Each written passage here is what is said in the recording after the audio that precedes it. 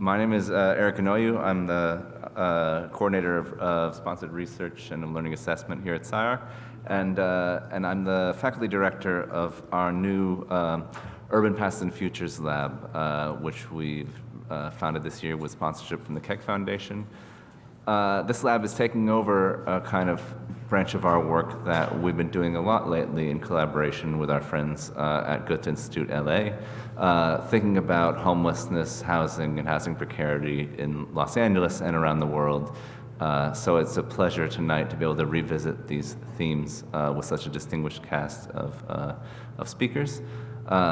So welcome again to everyone. We're so glad to have you here. And the next, you'll hear just a few words of greeting from our director, Hernan Diaz Alsonso. Thanks.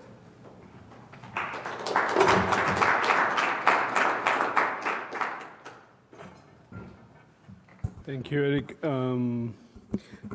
First and foremost, I want to thank Erik Ghenoiu because he has been a force working on this from day one. In this particular case, in this occasion, the word homelessness, but we've been working on this human tragedy and emergency in different forms and shapes, and we're planning to keep involved in this.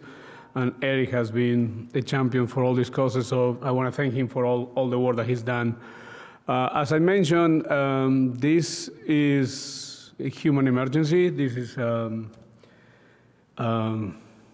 I don't know if to say that we all should feel embarrassed that we cannot find a solution to this. And I'm pretty sure that there is not any easy way to solve it. I mean, if it was easy, somebody will figure it out by now. I like to think that.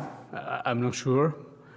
But I think it's important, at least from my end, on our end, on behalf of SCI-Arc, which we will not be probably the most obvious choice for anybody when you think a School of Architecture to get involved in these kind of problems. It's not what historically we are known for. But because of that, because we believe in the power of design and how we can contribute to that, is we are interested to be part of this conversation. At the same time, we want to approach our interventions and our role in this as a facilitator, as a sounding board, being fully aware that we probably don't have the right solution at any given time, or we cannot be arrogant to think that we can solve it, or we cannot be arrogant to think that we can fix it. But at least we want to contribute to the conversation, and we know that this is not without friction, and this is not without polemic. Every time that you do any subject, in particular, such a loaded subject like the problem of the homelessness in Los Angeles and in the United States at large, everybody seems to have an opinion, and everybody seems to have a better way how to do it, and everybody think that so is corrupt, or this is doing this and doing that, and sometimes there's some truth to it, but I think it's much worse not to do anything, or it's much worse not to even try to engage in the debate or to engage in the conversation.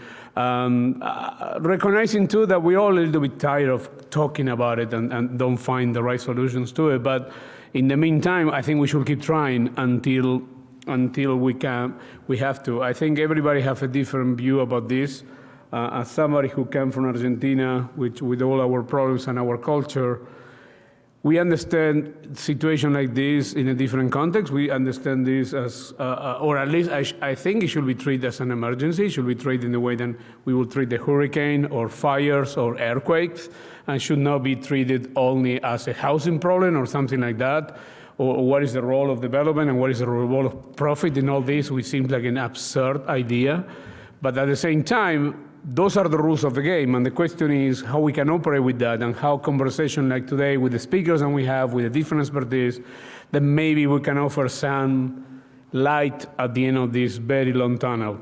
I don't want to sound pessimistic, but also I want to be very realistic about this, and I want to convey to my frustration on this. Also on a personal level, I have no expertise on the subject whatsoever, but I like to say that I don't think anybody has any true expertise about this, because I think it keeps being a moving target. So anyway, hopefully today and the other things which our fantastic partner and actually another big force of nature behind this, the Goethe-Institut and with Liam here, hopefully we keep doing things, and we can keep the desire to keep discussing and trying to figure out a solution for this alive. So I want to thank all the people who agreed to be part of this conversation today. I know there has been other things that the Goethe is doing, and hopefully they will keep doing it. We will be launching very soon a low-income lab in which the homelessness problem will be part of it. It will not only about that. It will be about many other things. But we planning to keep an agency for at least the things to be on the table, even until we can, again, as I said, we find a solution. We are in the neighborhood. They are all our neighbors. We don't want them to go away. We want them to have a good life. We take it very seriously, and as I said, is at the very human level, the basic human level, the least that we can do, at least to keep paying attention and trying to keep working. So, sorry I spoke more than I was planning to do so, but I would like to lead you now in the company of Lien, the director of the Goethe-Institut in Los Angeles. Thank you very much.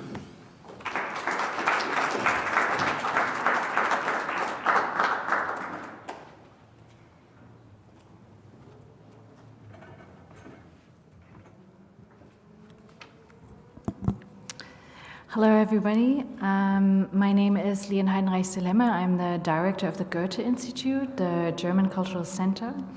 And we have 159 offices worldwide.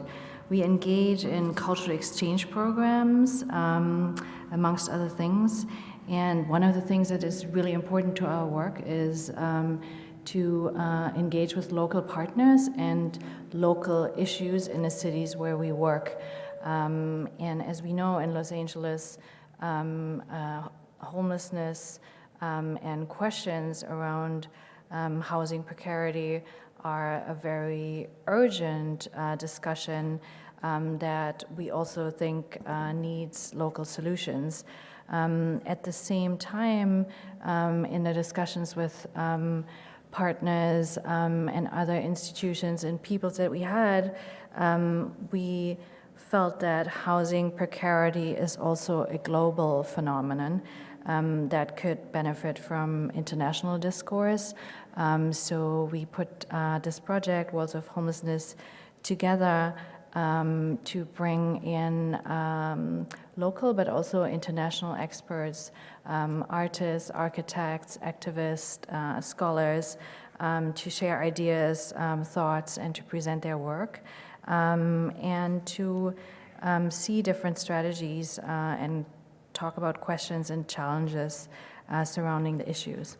So we started Worlds of Homelessness a year and a half ago, but with this project at the moment, we opened 2 days ago at the Skid Row Museum and Archive, where people like Ananya Roy, Michele Lancione, Khrushchev Herring from the Skid Row community, and Barbara Schöning from Germany discussed different ideas and thoughts around it, including racial banishment, the criminalization of the poor, how the Skid Row community is a community that exists and that has skills that we can use and that have been employed by the people who live there, the knowledge economy around homelessness, and also rent control and expropriation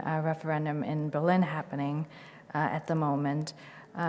Yesterday we then were at Naval, a culturally driven collective project space, where we looked at artist engagement with homelessness. Are there any best practices? What to avoid? And we showed 2 films and had a discussion with people looking at different perspectives. So today we are at SCI-Arc, and I would like to thank Hernan and Erik for allowing us to be here. And for engaging with the subject already for a while. There was the Homelessness Charette earlier this year, and for taking an issue such as homelessness into the curriculum and working together with us. It's a great privilege. And thank you so much for your input and knowledge into this program.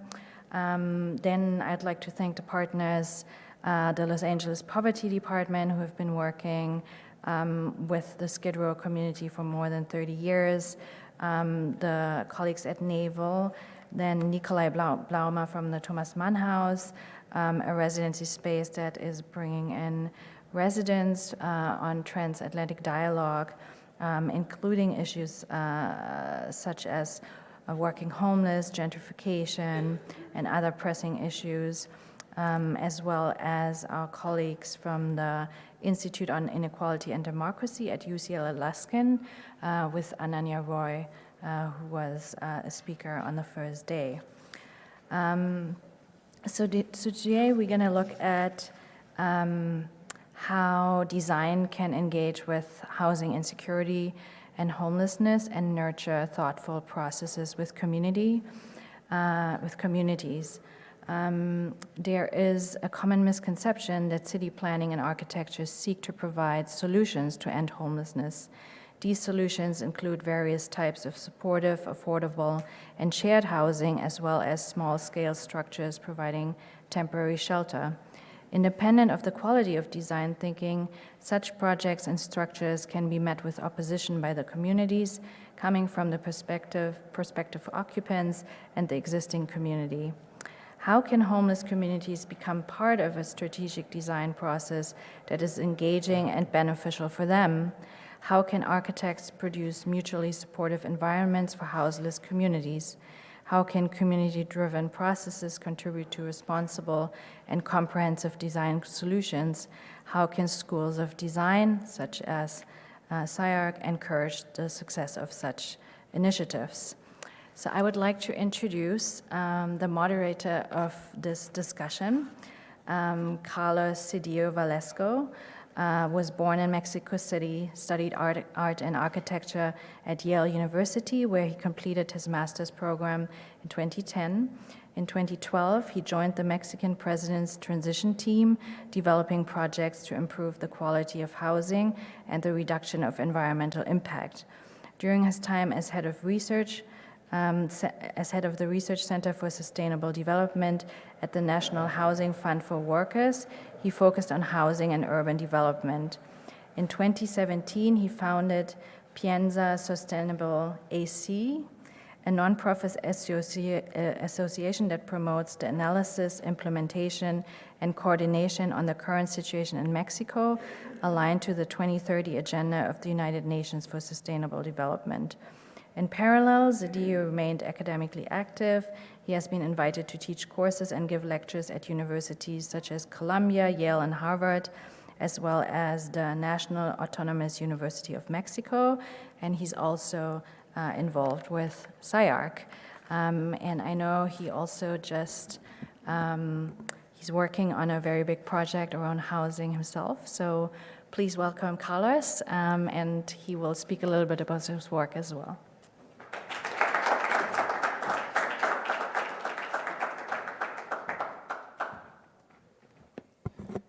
Well, good afternoon, everyone. Phil, how can I get to the video? Escape. Yeah, I was gonna put it up. While it's ready, there we go. Well, first of all, thank you so much, Lien, and thank you so much to SCI-Arc, to all the faculty, to Hernan, and to today one of the professors from SCI-Arc will be speaking. But I think, while he and Hernan speak, I think it's a central topic for SCI-Arc, but it's a central topic for any school in the world. And the reality is that you know, when I'm walking around Los Angeles, and if this doesn't get solved here, we're in deep trouble. If this doesn't get solved in California, in a city that actually accommodates the possibilities for programs with probably some of the best architects in the world, with the best schools, the best professionals. Conferences like this, we're in deep shit. Excuse my French, but imagine what would happen if Los Angeles, a city which is considered one of the biggest economies by itself, could not resolve this issue. Imagine what would happen to cities like mine, or like my colleagues from Johannesburg, or like Mexico City. If we do not solve it in LA, I think the consequences are going to be tremendous. And everyone's looking after what's going to happen in California. They're already looking into the possibilities of what might happen.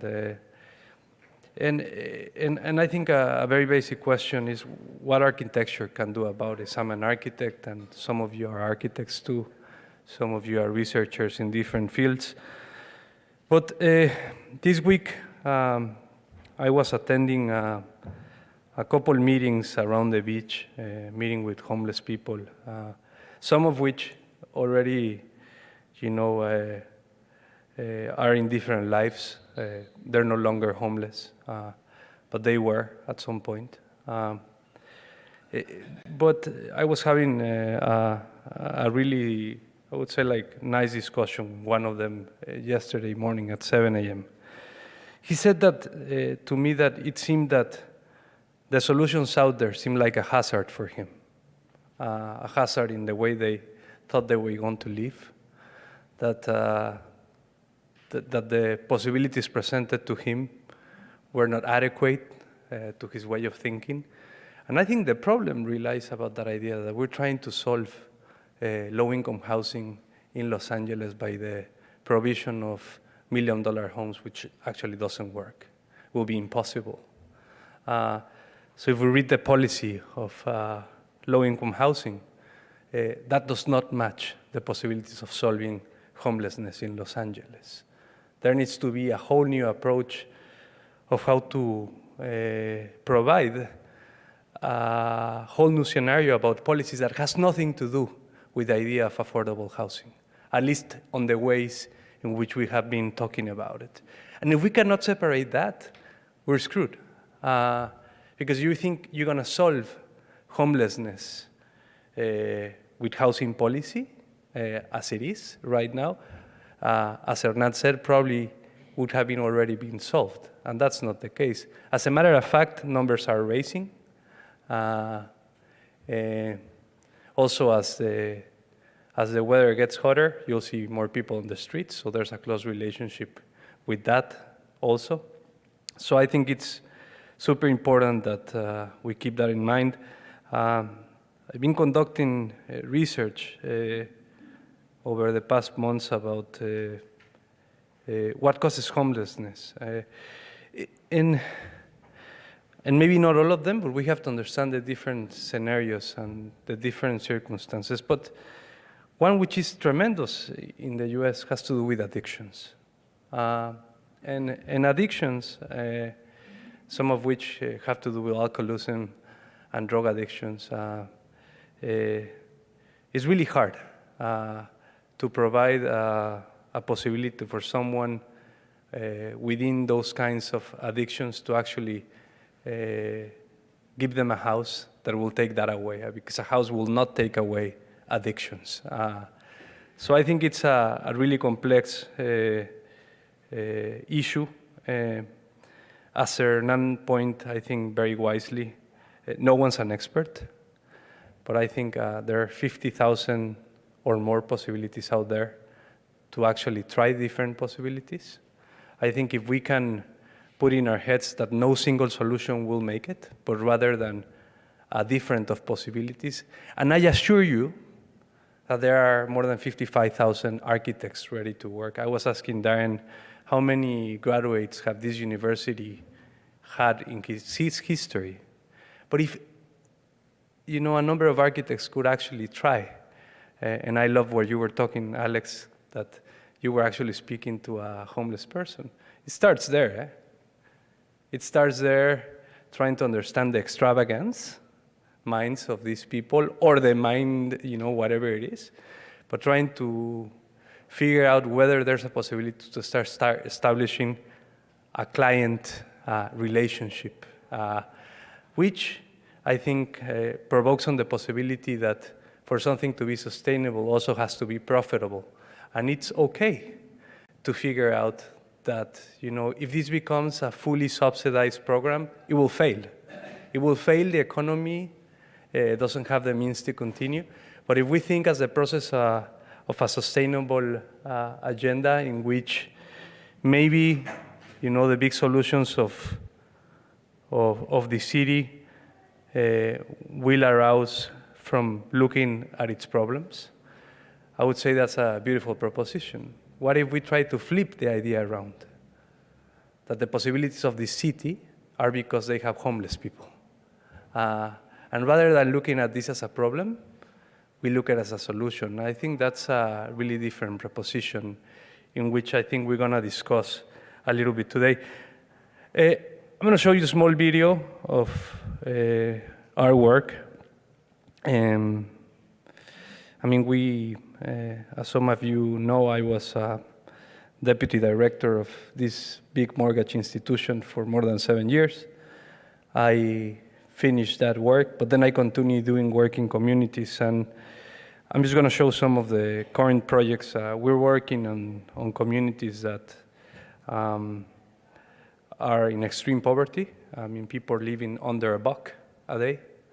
We're actually bringing architects from all over the world to design, and we're building their houses. They might not be perfect, but I think we tried.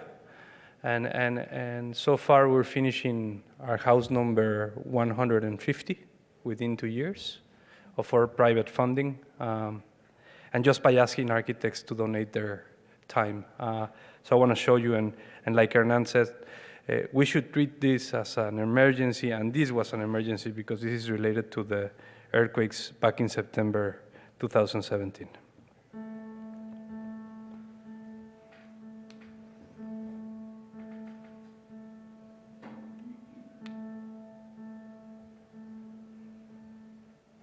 De la tarde con 14 minutos.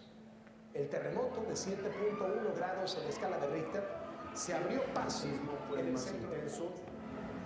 Insistimos que se ha registrado en los últimos 100 años. Son los estados más afectados por el terrible terremoto de ayer. 61 réplicas y la mayor, la que decíamos, de 6.1 grados en las proximidades también de Tonalá.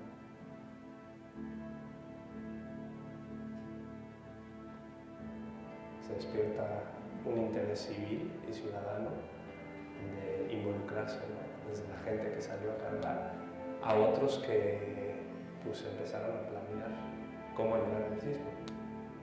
Nosotros, más que en la inmediatez, porque también hicimos cosas de inmediatez, estuvimos revisando edificios y otras cosas, siempre pensamos en un proyecto a largo plazo.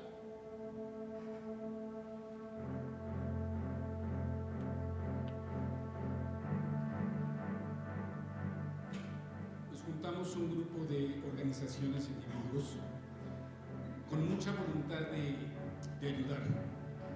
Parte de la idea era crear una sinergia, unas colaboraciones de organizaciones, pero también de disciplinas.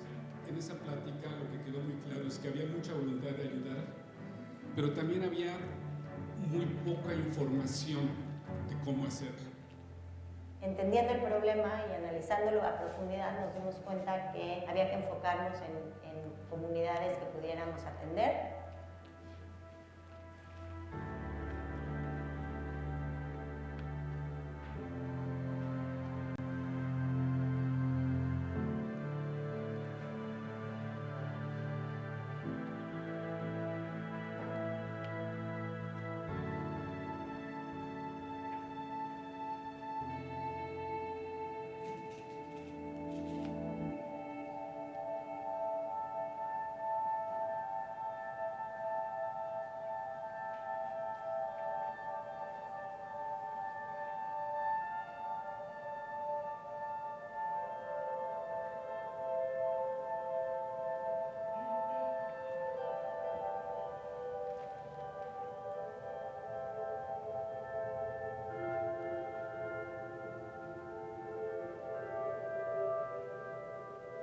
tener la capacidad de esta comunicación y poder entender de qué manera podemos ayudar es fundamental.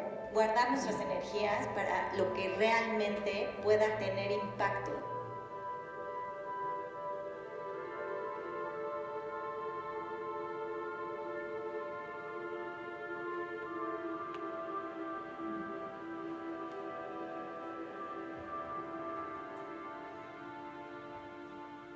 Y si hoy reflexionamos al tiempo que han pasado los sismos, pues son muy pocos los grupos que siguen ayudando. Y en PienZa seguimos yendo todos los fines de semana a trabajar con comunidades porque sigue muriendo mucha gente que desafortunadamente pues, no tiene un lugar donde vivir. Si creemos a profundidad, ayudar cambia todo. Falta mucho por hacer y que solo es posible si la gente se suma, si no, no jala. No tiene que haber un sismo para ayudar.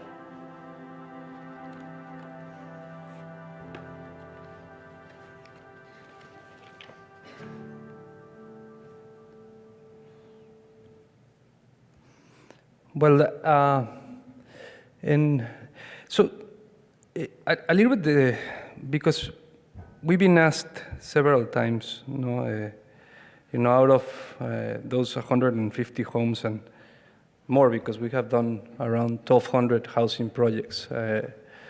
But they ask us, can any of these be replicated? And my answer is always no. I mean, it could be replicated in its process, but the moment you detach the possibility of conversation with the user, its possibilities for success sink down pretty high.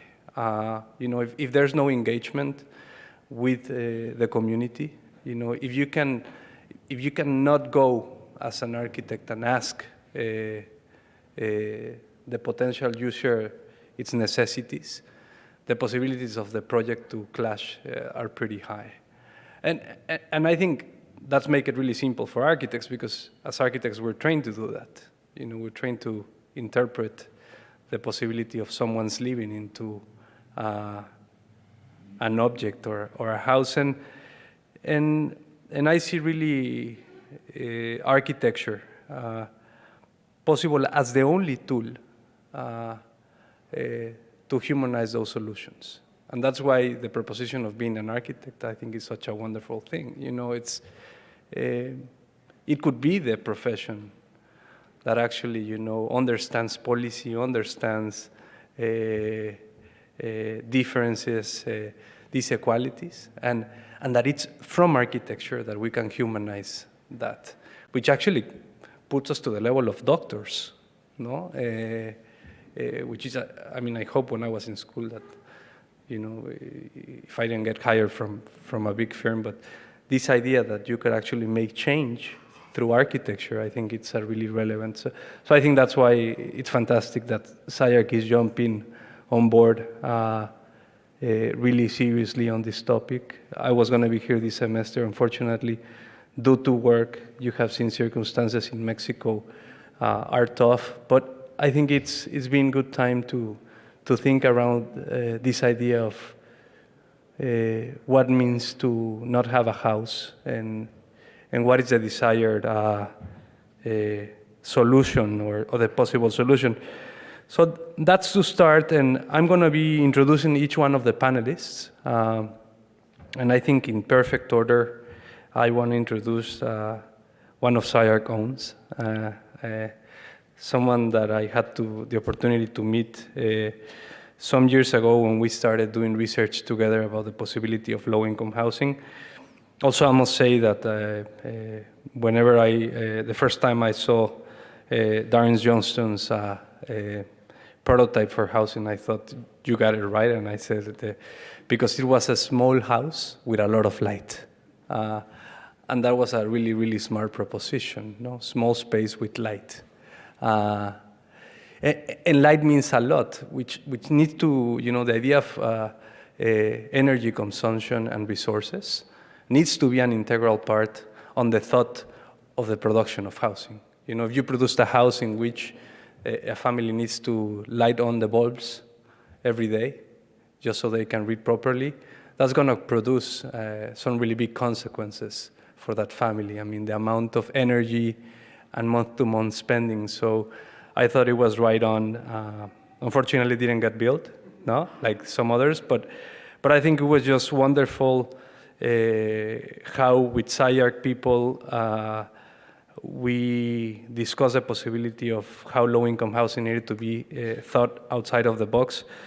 So with that, our first panelist, Darin, thank you so much. And with you, I want to thank again SCI-Arc and this effort, and Erik, that's always on the email and the phone and making this a possibility. And I think that is what it's required for something like this to happen. Darin.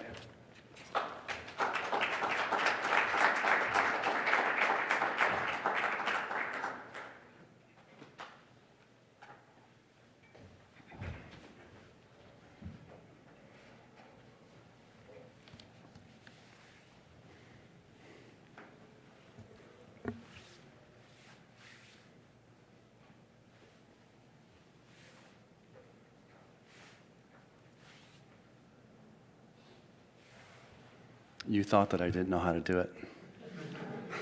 There'll be something for sure. Well, first I wanted to open just by thanking the Goethe-Institut and SCI-Arc for inviting me to come and speak today. For those of you who showed up and saw the insert, I'm not Michael Maltzin, so, but I'm sort of standing in my own way. I think when I was asked to come and speak, I started to look at the questions that were being asked in the brief. And so there's the kind of big overarching question, how can design engage with housing insecurity and homelessness and nurture thoughtful processes within the communities? This is the big question, but I guess I thought that maybe I could speak through the lens of a sub-question, which is how can schools of design and architecture encourage the success of such initiatives? And I think, so that's what I'm going to try and do here today, is speak a little bit about SCI-Arc's engagement with this, what really is a crisis. I guess what I can offer is a set of case studies, direct and indirect, that illustrate how SCI-Arc is modeling different approaches to the problem. I would say there are no solutions here, but rather the beginning of modes of engagement for further inquiry. There's some building, which I think is important because the risk and stakes might be higher in that mode of inquiry. At the same time, the need is ever present, and that might be appropriate to test ideas one-to-one in real time. And so I'll speak a little bit about the Homelessness Charette that happened in partnership with Goethe-Institut earlier this year, which I would characterize as kind of direct and local engagement.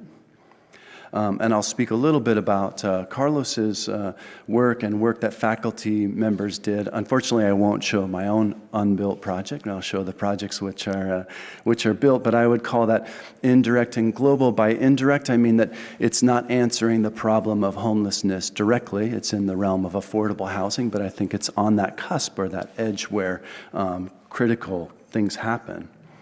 And then a project that I worked on here at SCI-Arc, which was for affordable housing here in Los Angeles, which was a partnership with Habitat for Humanity and SCI-Arc that resulted in a built house, a single-family residence.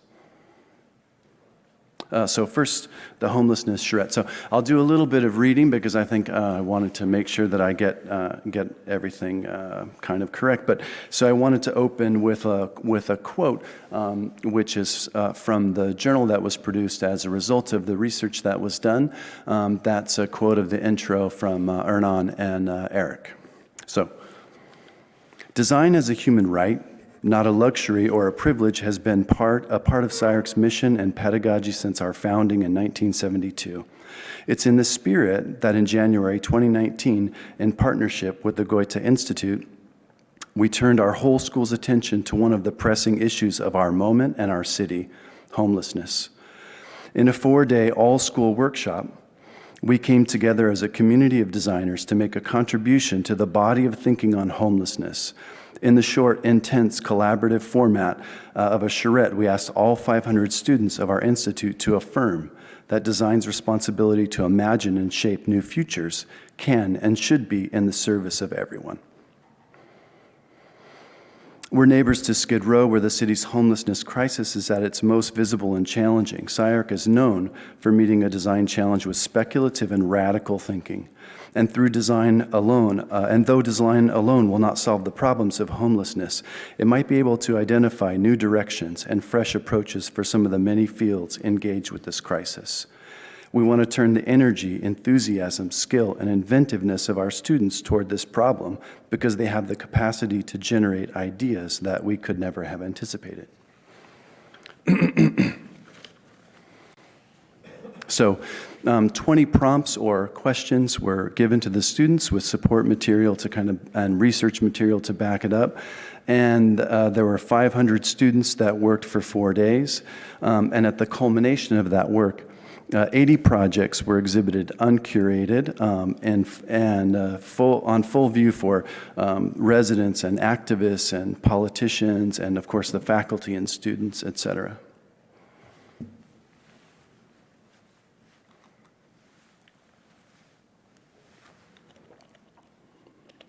So the culmination of the charrette came in the form of this journal or report, and in the report there are 15. I think there are 15 projects. There are extracts of postgraduate research, projects organized into sections that you see here: dwellings, legislation, increments, transition, logistics, facilities, perception, and some that don't quite fit. So I guess from here, I just pulled out some things that were particularly interesting or compelling to me. So I called, these are the kind of DJ picks. And they don't cover all of the entire spectrum of categories, but there were things that kind of resonated with me. So one of them is a project that the students termed Retail into Housing. And in this kind of there's a hypothesis. There are a few things, but one is that obviously you can't address homelessness with shelter alone, that you need regenerative services that need to be offered. And then the other is the idea that in the city of Los Angeles or any city, there are perhaps underutilized spaces that could be capitalized on. So in this project, the students had the idea to engage with these vacant big box stores. And I think there was a quote, something like 7,000 stores in the city of Los Angeles were vacant in the year of 2018. And so the idea that you engage that space, and then within the space there's provisions for residences, workshops, shared living, learning centers, et cetera. And then the idea that there's a kind of mobile dwelling zone, and that the mobile units are these kind of flyaway units, so units that as people are ready to kind of assimilate back into society, this may be something they could take with them and deploy elsewhere.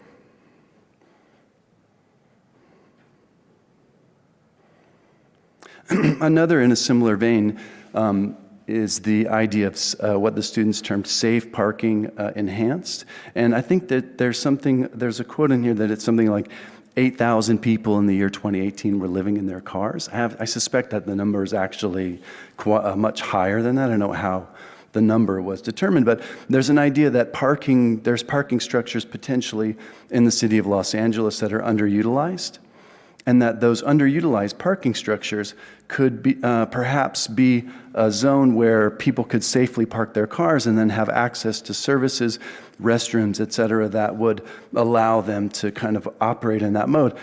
The thing that's interesting about this is that I suspect as parking needs become rendered obsolete with technology and self-driving and Uber, that something like this will actually become more and more viable.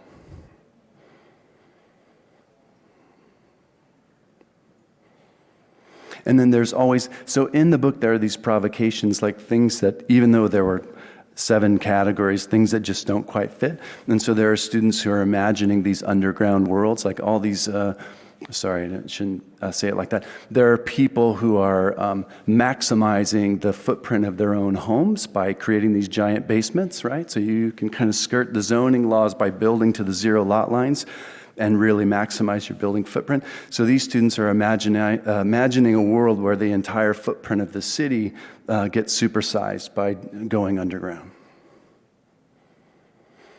And then into the realm of legislation, which is certainly not a realm where I don't believe our students have expertise, but there's kind of inventive thinking, the idea that perhaps through a ballot initiative and the establishment of new zoning regulations and a new zoning department within, or a new department within the city of Los Angeles, that we could begin to sort of take back some of the properties that are owned by country clubs who have been kind of skirting the property tax laws, or working the system, so that maybe these parcels could be pressed into service, or kind of leveraged or incentivized out of the hands of the country clubs and into the hands of the city to start to address some of these issues. And then another proposal in the sort of legislation zone. So this is something the students termed zoned out. And there's an idea that perhaps within the typical Los Angeles residential lot, the kind of bungalow lot, that you could actually create micro communities that are more kind of self-sustaining. And so the students position this in phases, and of course it would require a different understanding of or a modification of current zoning regulations. So phase one, there's temporary housing, which would be sort of bridge housing.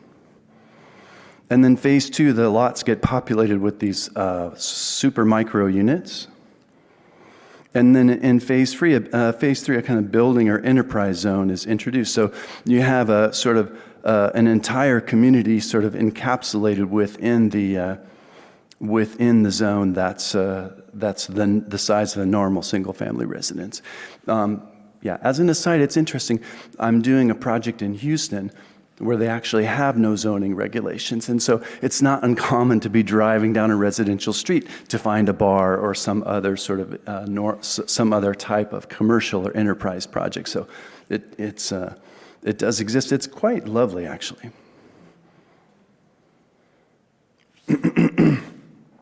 And then another proposal, which I guess is in the zone of transitional or incremental, I think this one is quite interesting. So there's an idea, well, first of all, that it's not just a housing problem, but there's a culmination of housing and services and things that need to be provided. And that rather than, I think a lot of the students focused in on hotspots or kind of very specific moments, and this sort of postulates that you sort of lay out a blanket or a carpet or a grid of these elements within the city. And that when you do that, each piece of architecture begins to take on a character of the neighborhood that it's in. And that and also begins to offer kind of goods and services that are somehow related to the neighborhood.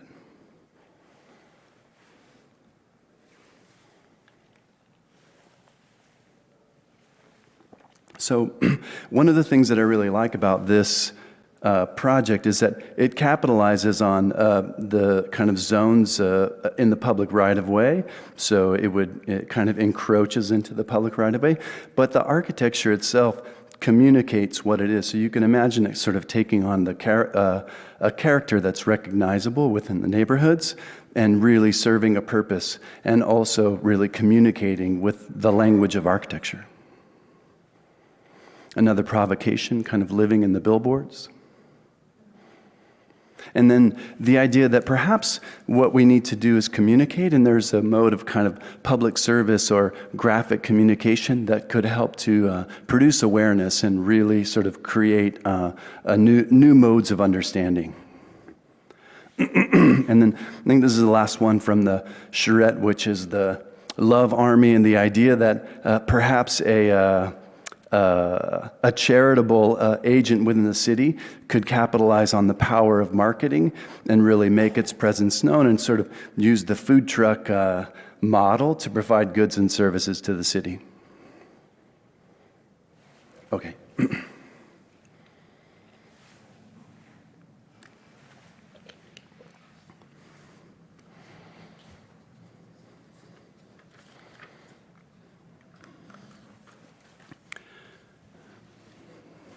So as Carlos was saying, he was, I think he said for 7 years, the Deputy Director for Sustainability at Infonavit, which is the Institute for the National Fund for Workers.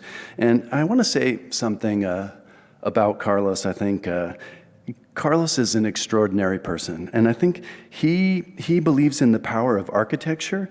And he's a very humble dude. At his time at Infonavit, he enlisted architects, researchers, and academics. He stretched beyond the limitations of conventional thinking about the problem, and he engaged more than 700 architecture firms around the world. And so I think he is one of the most optimistic people that I've ever met, and one of the people who really believes in the power of design. So, so this is an example of a piece of the fruits of his labor. You may have seen this recently published in Architecture magazine. So there's a kind of campus of workers' houses that were constructed in Apan, which is about 50 miles outside of Mexico City. And I guess it's 32 architects from a competition of 80. So I was one of the 80 who's not one of the 32. But setting that aside, it's a really interesting set of houses, and the idea that it's a working laboratory, that it's a one-to-one scale, and that it's an opportunity to fail, which I think is really important, meaning finding things that work and don't work, and testing in a full-scale laboratory. So there's some faculty members at SCI-Arc who built some projects here. So I'm going to touch on them and then kind of wrap it up with a video about the Habitat House.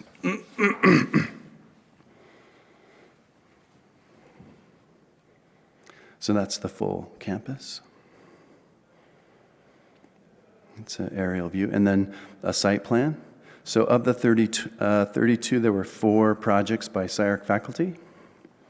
So one by Florencia Pita and Jacqueline Bloom, which is, I think, a rumination on the vernacular forms and traditional construction methodologies, and then actually using the idea of the fence to create quadrants and parcels that could be captured for future growth. And Francisco Pardo, who's actually the director of SCI-Arc Sister School in Mexico City. And it's a beautiful project, very compact. All of these projects are, if you didn't read the article, you don't know, all of these projects were built in a range of $15,000 to $7,000 for the whole project. That's the construction cost, which is extraordinary. So, and you alluded to the cost that we're spending to build projects here to answer the problem. So you can see there's a kind of major disjunction there. So Francisco was looking at a kit of elements. So a kind of block with a kind of gabled tube on top, with basic services and then flexible space within. So something could be a bedroom, but it could also function as a place to store produce or a place to store goods that are being produced. Andrew Zago Architecture. Kind of basic CMU courtyard scheme with this ultralight roof kind of floating and just shifting off of the block. And then Griffin Enright Architects. So Margaret Griffin and John Enright. And their project, again, a kind of a rumination on the basic methods of construction, the reinforced concrete frame, the concrete block infill, and then leaning into Mexico's innovations in structural concrete shells. This is from Pancho, from Francisco's project, looking back to John and Margaret's.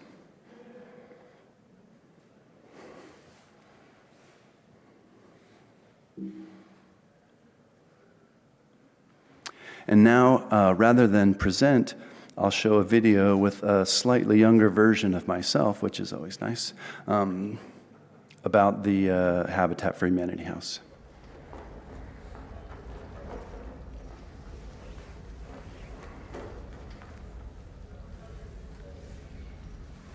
Hi, my name's Darin Johnstone, and I'm here today with SCI-Arc Channel, and we want to look at and discuss the IVRV house, which is a project that SCI-Arc undertook in partnership with Habitat for Humanity.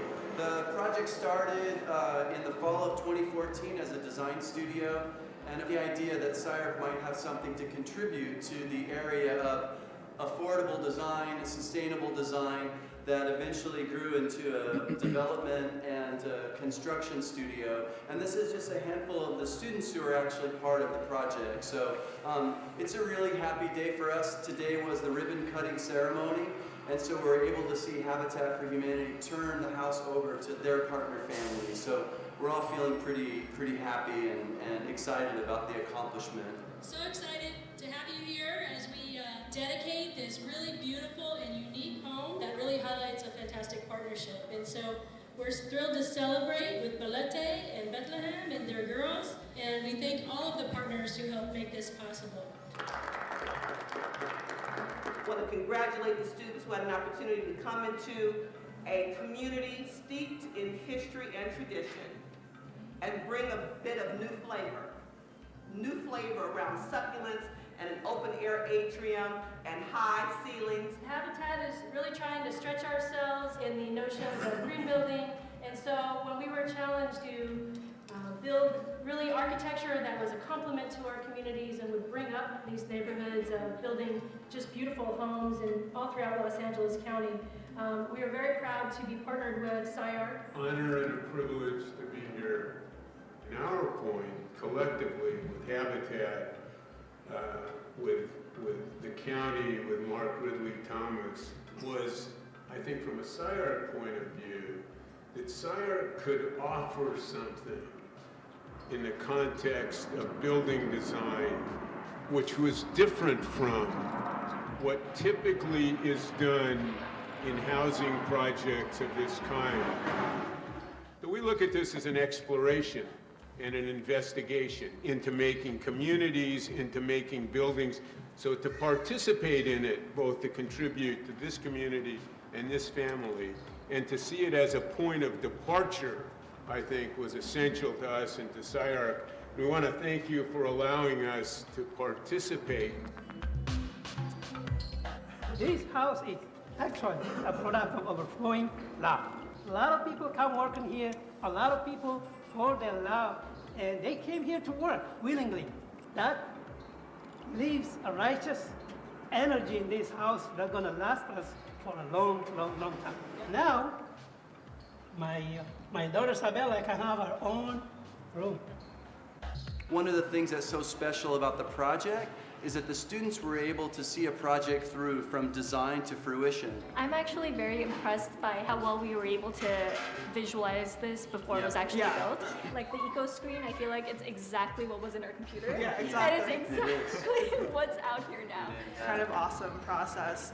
And just to see the articulation of using models and then doing the 3D model with Melia and seeing all the different little kinks that we had to work out. How significant it will be to us that what we have built is going to be permanent in this neighborhood, how this house can help this community. That moment when the whole massing of the house was there, and in that moment I knew like, okay, we're gonna get there, because it was challenging for everyone involved, in a good way, in the way that you push through something and really learn. For me, this house is more than what I expected.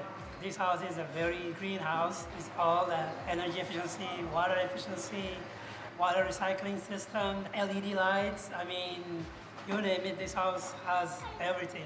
It is indeed amazing. In fact, I saw somebody wrote on the wall where form meets function. Even though the house looks different angle, built this way, or there is indentation here and there, all of those things apply to the function of the house. I wanted to thank you guys for being advocates for the project, and also Balette for all your hard work here every day working on the project. One of the moments for me that was the most special was working side by side with you on the eco screen, strapping off, climbing up, and fastening the bolts and the screens, and just seeing you there, like being shoulder to shoulder with you on the house was really such an honor. An honor for me.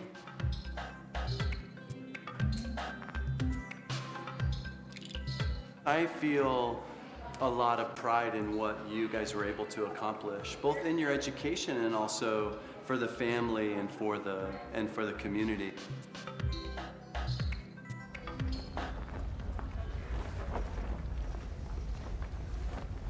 Thank you.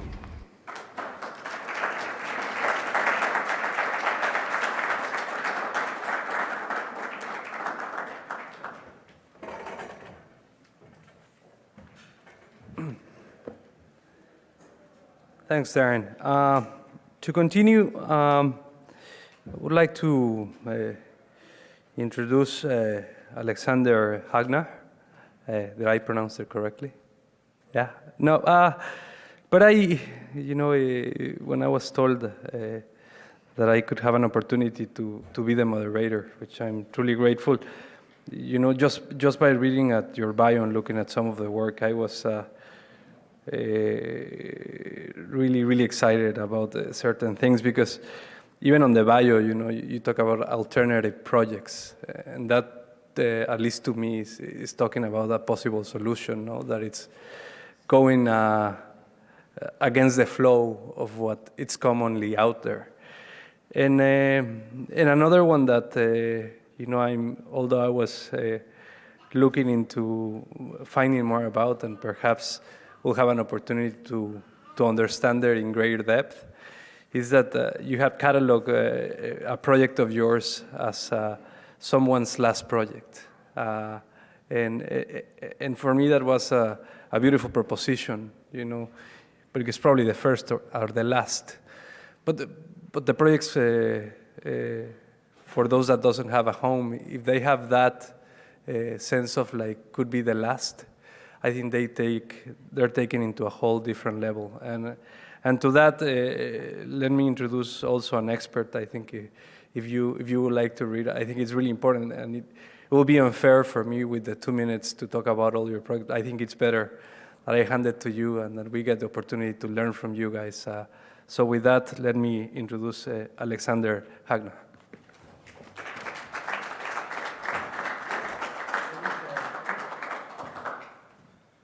Yeah, hi together. And thank you very much that I have the possibility to come back, because I had been here exchange student 20 years ago at SCI-Arc. SCI-Arc wasn't here, it was somewhere, I think, over there. Yeah, so for me, great opportunity to show you something, if I can.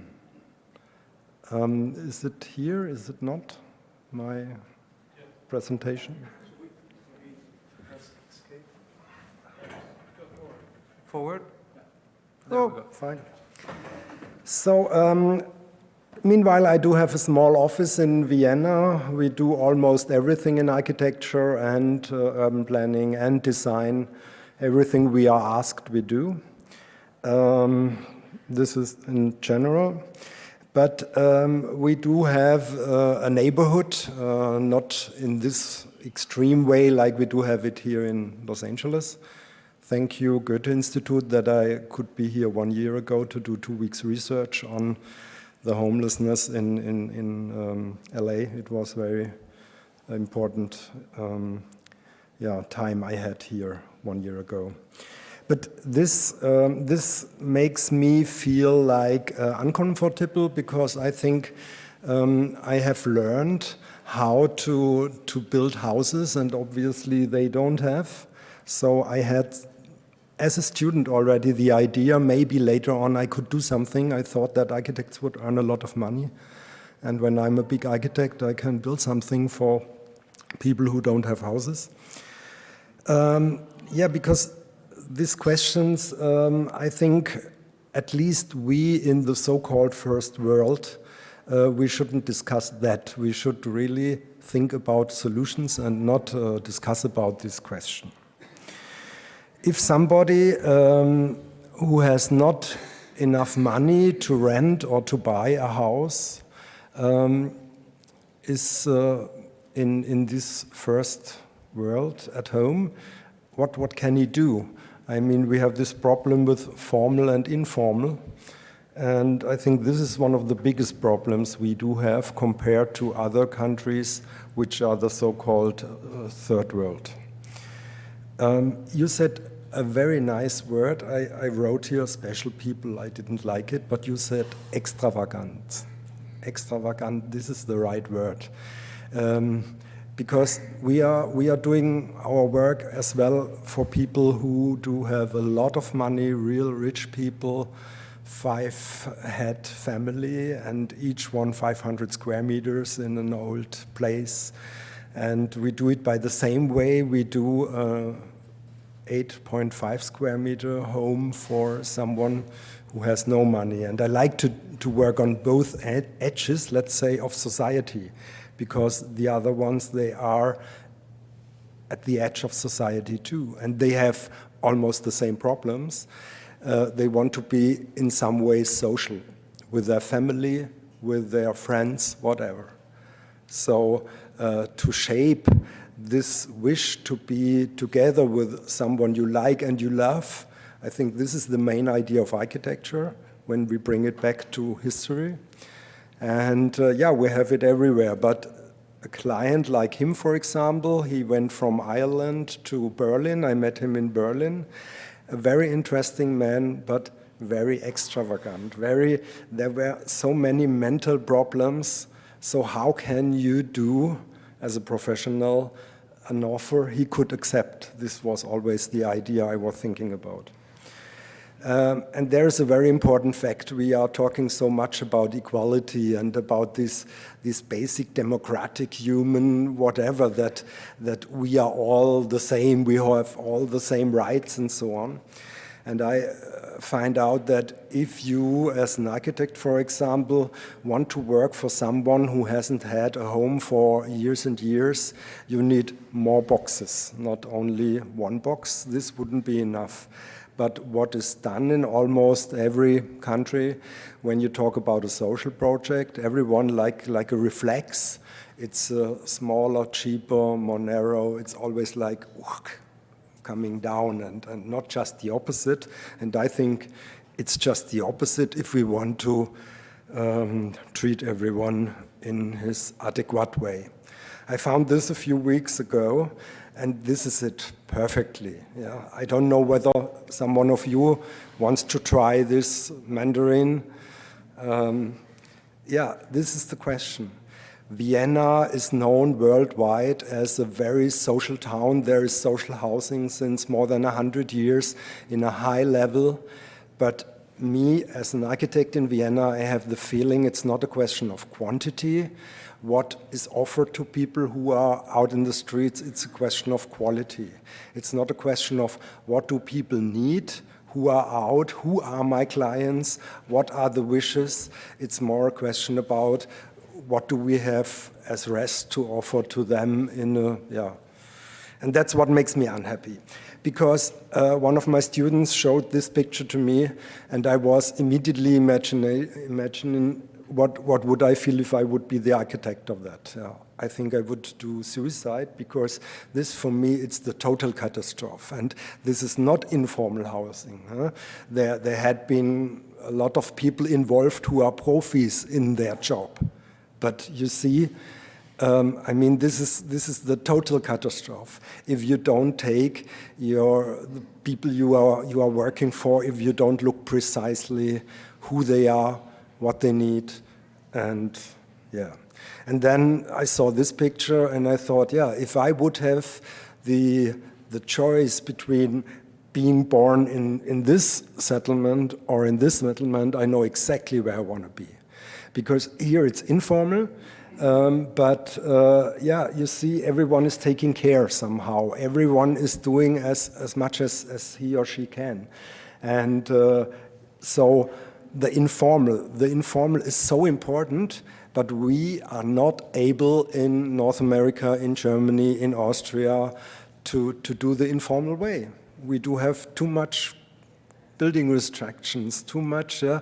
So my idea, since I started 20 years ago on this topic, I'd like to build bridges between the formal and the informal way. It's not that you need to serve houses to people who are out in the street, because if they are not different from their very early childhood on, then they are at least different by living years and years out in the streets. There is a difference. But on the other hand, I don't want to do different architecture for people who are not like I am. This is a problem we need to discuss. Okay, I'm too slow. I started in the year 2002 to try to do a small village. This was the idea, with small houses for people who were living all the rest of their life underneath bridges, in bushes, somewhere outside. And could we do a formal place as architects for them to spend, as you said, the last days or weeks or months of their life? We heard 2 days ago that a woman who is homeless is more or less the age of 40-something, a man 50-something, or the other way around. But it's a real existential problem. It's a problem of life and death. It's not just nice to talk about that.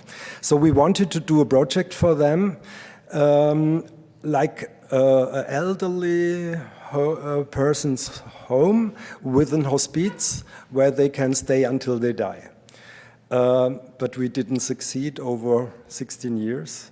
The problem are the neighbors. You don't find a place nowhere where a place like such an idea as a village for homeless, heavily homeless people is welcome. But during that period, by preventing this one project, we had the chance to do a lot of other projects, because we always found associations who wanted to help us in the idea to do the village, and there was no chance. And then we did other things. And one of these other things I want to show you. This, I think, you spoke about SCI-Arc and responsibility. And when I see this picture, I think this is power. Yeah? And these are students, not architecture students, maybe there are some. But in 2009, students in Vienna, they had been so fucked up with the conditions of how much does the living space cost, too less room to do their lectures, too less teachers, too less. And they said, stop. We occupy the Audimax, the biggest lecture hall in the main university in Vienna, and we don't go out anymore. It was beginning of winter, and some homeless heard about that, and they came in this Audimax, and they slept there, and it was a 3-month happening, let's say. But you know, where there is homelessness, there is always, sometimes it's alcohol, mostly it's more. And this makes the thing complicated. If you can't talk, it makes it complicated. But a few of the students, they had the idea not to call the police, not to put the homeless out of the occupation situation, but to involve them proactively. And this was the idea. In the moment, homeless people who had been in there recognized that the students want something from them, that they can help in this protest situation. The situation changed completely. The conflicts were gone. They worked together. They went together on the streets. The students fight for the rights for the homeless fight for the rights for the students. And this together action, this was the key for my favorite project, let's say, and the one we are a bit famous for. The students had the idea to carry on this idea, not after the Audimax was made empty by the police, to go on in being together with homeless people. It was so productive. And they found in the middle of Vienna, this is very important, where is the place where we do a project for homeless, not in the edges, because they are already in the edge, in the middle. So that's so important why Skid Row must stay here, let's say, and not somewhere in the desert. This is in the middle of Vienna. It's in the 9th district. It's an empty building. The students thought just a few minutes, shall they occupy it again? The homeless said, oh yes, we do it every day. We go every day in houses which are empty. But one had a better idea. We were involved. And this was the idea what we could make out of the house. And this is exceptional. We found a very rich guy. He's the founder of Strabag. Strabag is the biggest construction company in Europe. And he has the opinion, it's Hans-Peter Haselsteiner, he has the opinion that life was good to him and he has to give something back. And that's what I'm convinced of completely. Viktor Papanek said in Design for the Real World, 10% everyone should give from his what he's doing. Maybe 20 would be better, but 5 are okay too. But this idea of how is community constructed, it's about you have to give something and you have responsibility. By knowledge, by money, by whatever. It's not this is the way humans used to be together. Yeah? Okay, he helped us. He bought the house. He donated it to the association. I'm part of the association. And all the rest we need to do with our own money. Own money means we need donated money. We took credits, which we have to pay back by donations. There is no official public money in this, and that was what we made out of this old house. The idea was it's much too big to do something like a day center for students and homeless to work together. It's 1,500 square meters. It's much too big for this association just to do things. But housing, it was the problem of the students. It was the problems of the homeless. So we decided to do housing there as well, not only working together. And we discussed a lot. We decided to do shared WGs, students and homeless together. We discussed, shall we do the homeless in the 3rd floor or in the 1st, or shall we do separate them by shared WGs? But then we decided no, we try to mix, we try to go with a maximum that homeless and student doesn't matter, they live together, they decided to be part of the project, let's try it. And the stigmatization is already enough. Yeah? We don't need to take it further by separating in such a community project. This wouldn't fit, but it was a hard discussion. So there was the living, the together living, and then there was the idea we are in the middle of the town. We need to give something back to the town, not only take that they allow us to be there. We wanted to be this idea of hybrid. And this, for me, is one possible solution in these fields. We must stop thinking in mono, like mono function, mono people, inhabitants. This mono doesn't bring anything further. We need to think about hybrid ideas to connect everything. Architecture is just a point in a very large net of a lot of conditions, and if we identify this point and identify all the connections which would be possible, I think this is our job we need to do. Yeah, this was when we started. Was a Kinderwagengeschäft before, and they produced it. But we have in the association also an overnight shelter where people has to leave in the morning and are only allowed to come back in the evening. So we involved. It was not the idea. I mean, participation is such a fashion thing, but we have those people during the day not knowing what to do until the overnight shelter opens in the night. We ask them, do you want to help us to prepare the building for the professional construction company? And then they came, the homeless and all the other people who helped us. They need to leave because of administration and insurance and all this stuff. I didn't like it, but it was like that. But when they left, they gave us quite a nice house as we planned in the beginning. But then there was all this furnishing thing, all this interior thing.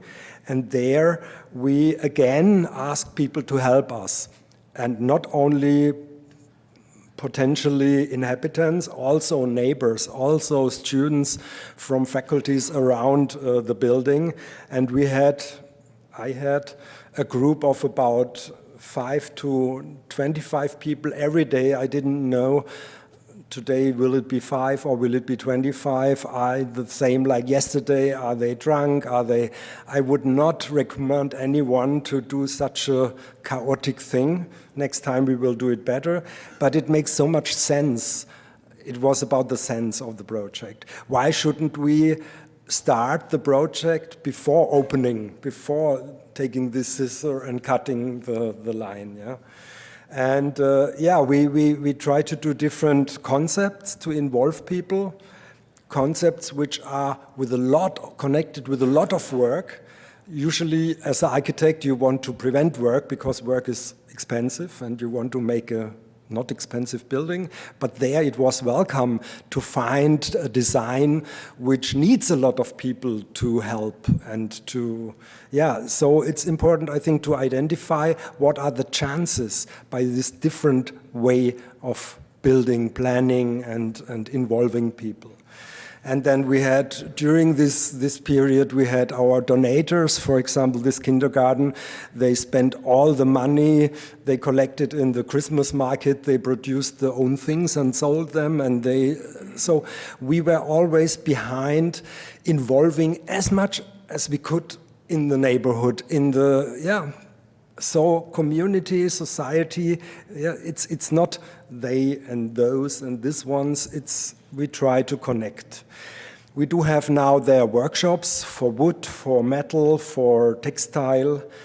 We do have this nice restaurant, which we made with a lot of volunteers that way. This is the outdoor space. Outdoor space was very important for us in this project.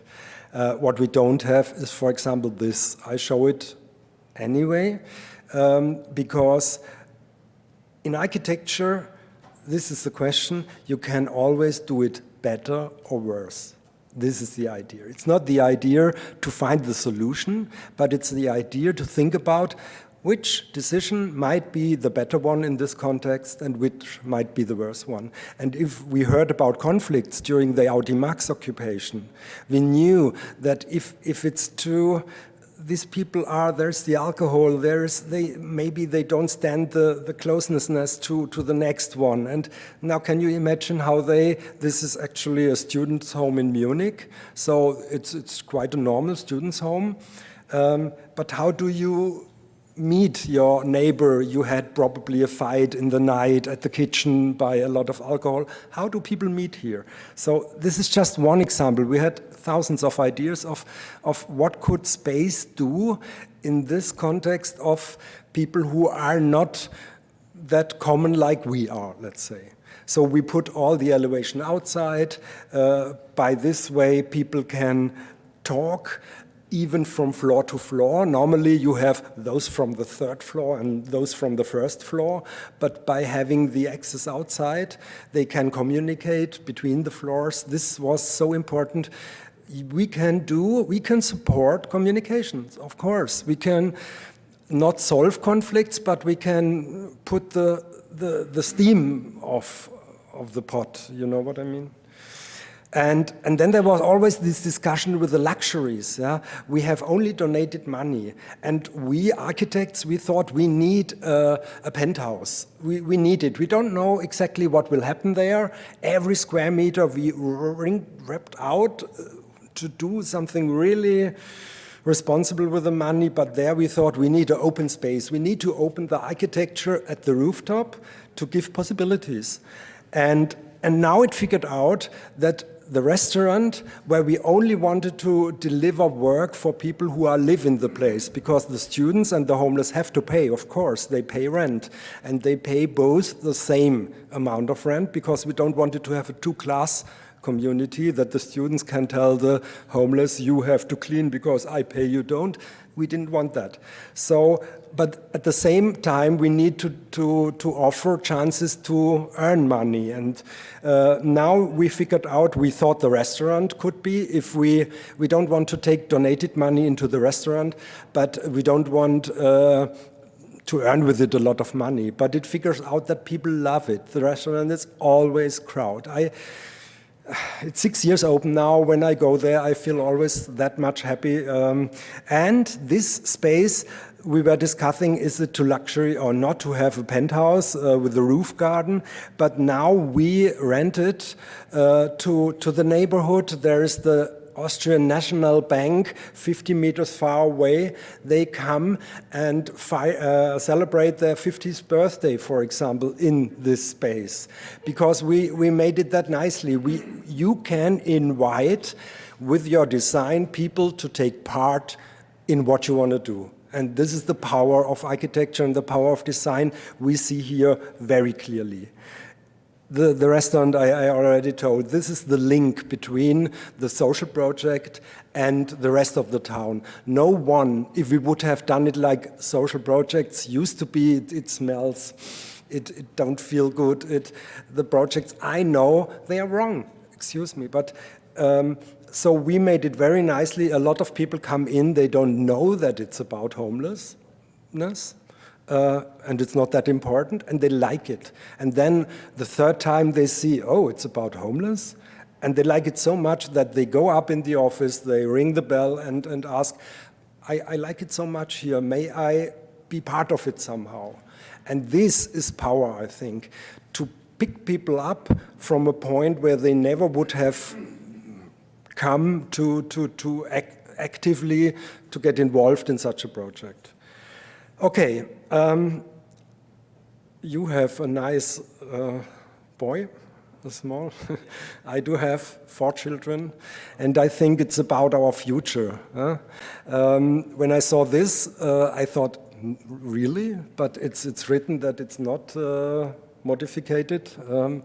And is this the world you want to give to your children? I mean, this is this society which is driving in different directions. I'm not agree.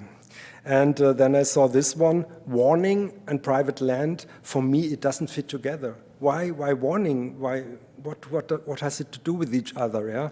But if we are not actively interested with all our tools, architects, bakers, everyone, to investigate a part of it, at least in society, and the connections of society, I think, we are going to lose. This lose concept we have to lose, let's say, because this is what I'm afraid, yeah, and especially in LA, especially with these many doormen, with these many cameras, with these many, I think it might fall on our heads if it goes on like that. So we are here to discuss, can we do something? I think as architects we can do something. We have tools we can use. Tools for sociability, the ability to be that what people need, a social life. And this is, I think, one of the biggest problems people in Skid Row and all around do have. Not the real places to be as social as they wish to be, and insecure places. It's not about the rain, it's not about minus 10 degrees. It's just about small, human, normal, I would say, rights. Okay, thank you.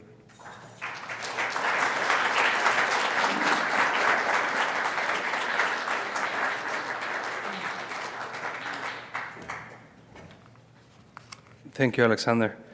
I think to move further, but a lot of things have been said, and later on what's going to happen is as we finish, we're going to all stay here then to have a conversation and get some of you also involved in the conversation. I think that makes it richer, so we're going to try to do that. We'll see how that works.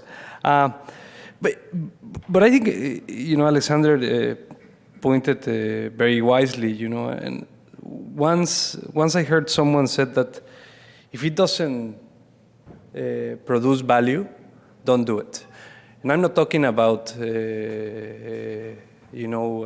economical returns. I'm talking about what value really means, and that some of these projects actually, when they happen, they can change the face of the city. So I think that's a really important discussion. And with that, I'm going to introduce two colleagues from Johannesburg.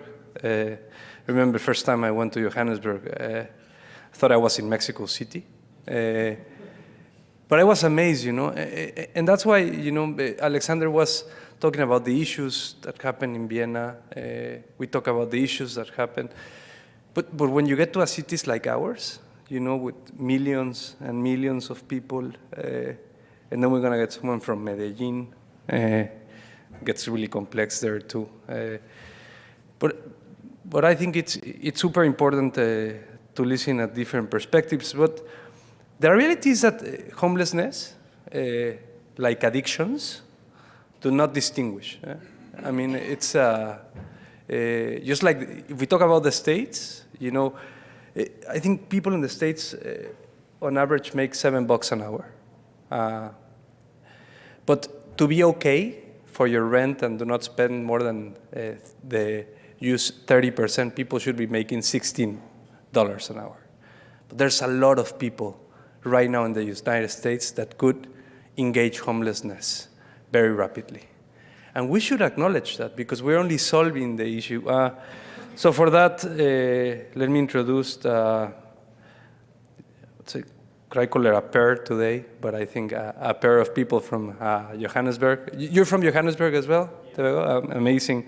But Thorsten, and I really loved about your bio, aim to create spaces in which people can thrive. I think we've been talking about that. And then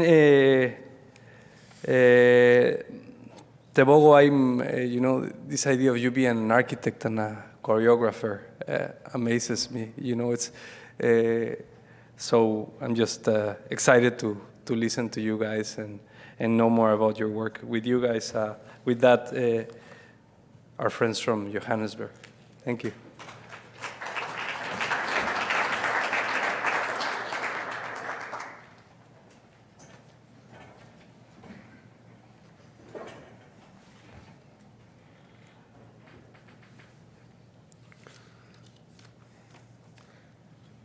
So, yeah, I don't know how you would describe Johannesburg in relation to LA, no? No, but for me, you know, coming to LA has been a bit of a dream to think, I think that when people were building Johannesburg, they were thinking about LA. And now if you want to know what's going to happen if maybe we don't change the way we practice, live, you must come to Johannesburg and have a look, because it's a bit like LA on speed.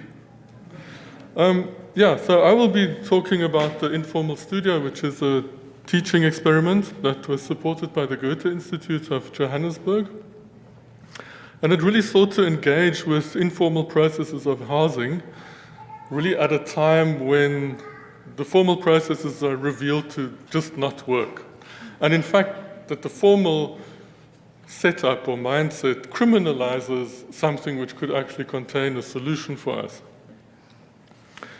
So unfortunately, my partner, Anna Grabner, who was instrumental in setting up the studio, could not make it. But I'm very pleased that Tebogo is here today. And he's a guy we've been working with a lot. He was even one of our students at some point. And he was actually very successful as a student, and he never listened to us. So, yeah, I don't know if I'm such a great teacher, but he can maybe tell you. So he will speak about his experience in the informal studio and also just the practice he does in teaching and his work as the next generation of architects in South Africa. And really, why he's here and why we're together is, I think we share this really, it's almost like a gut aggression, you know, like a need to see our profession transform and actually transform the spatial legacy of our city, which is so ingrained that it's everywhere. So if you look at this picture, that line really separates the past from the present, and there's no big difference between the two. I work in Johannesburg. It's one of the most unequal cities in the world. where architects are complicit in extending the template laid down during apartheid. This slide shows a state housing project we have been busy with since 2004. I think you even worked on it, huh? The line in the middle ground delineates the past from the future. In the background, you can see the typical dormitory town for the black working class built 50 years ago, located on cheap land, far away on the periphery of cities with minimal secondary infrastructure. And in the foreground, you can see what we are building now, during democracy. So the project with Goethe-Institut helped us not just get stuck in this kind of reality. So as architects, we became really, really aware of our role in extending this landscape, this unjust landscape. But also, we became aware of waging a kind of war through our profession on people who have built alternative landscapes, alternative cities with their own hands in the face of the backlog that exists. And so what you see here is housing that's delivered at an absolute fraction of the cost and at a much, much quicker speed. So sure, it's got huge problems, but I think we can't just deny it, and so we also can't romanticize it. No, but it's my job as an architect. You can see this thing is built in the road reserve. It's my job to get rid of it.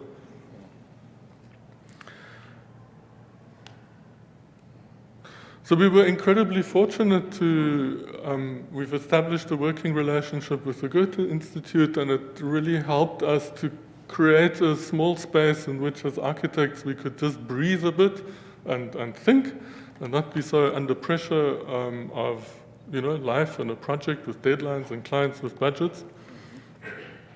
And so we started a course on in situ upgrading, right? And it's kind of a movement that's simmering globally, I think, to say let's acknowledge what people build and see if we can upgrade it into cities. So if you think about that, it's just young cities that are being allowed to grow and establish themselves. So this course sought to work with residents of informal settlements on strategies for incremental improvement of their neighborhoods.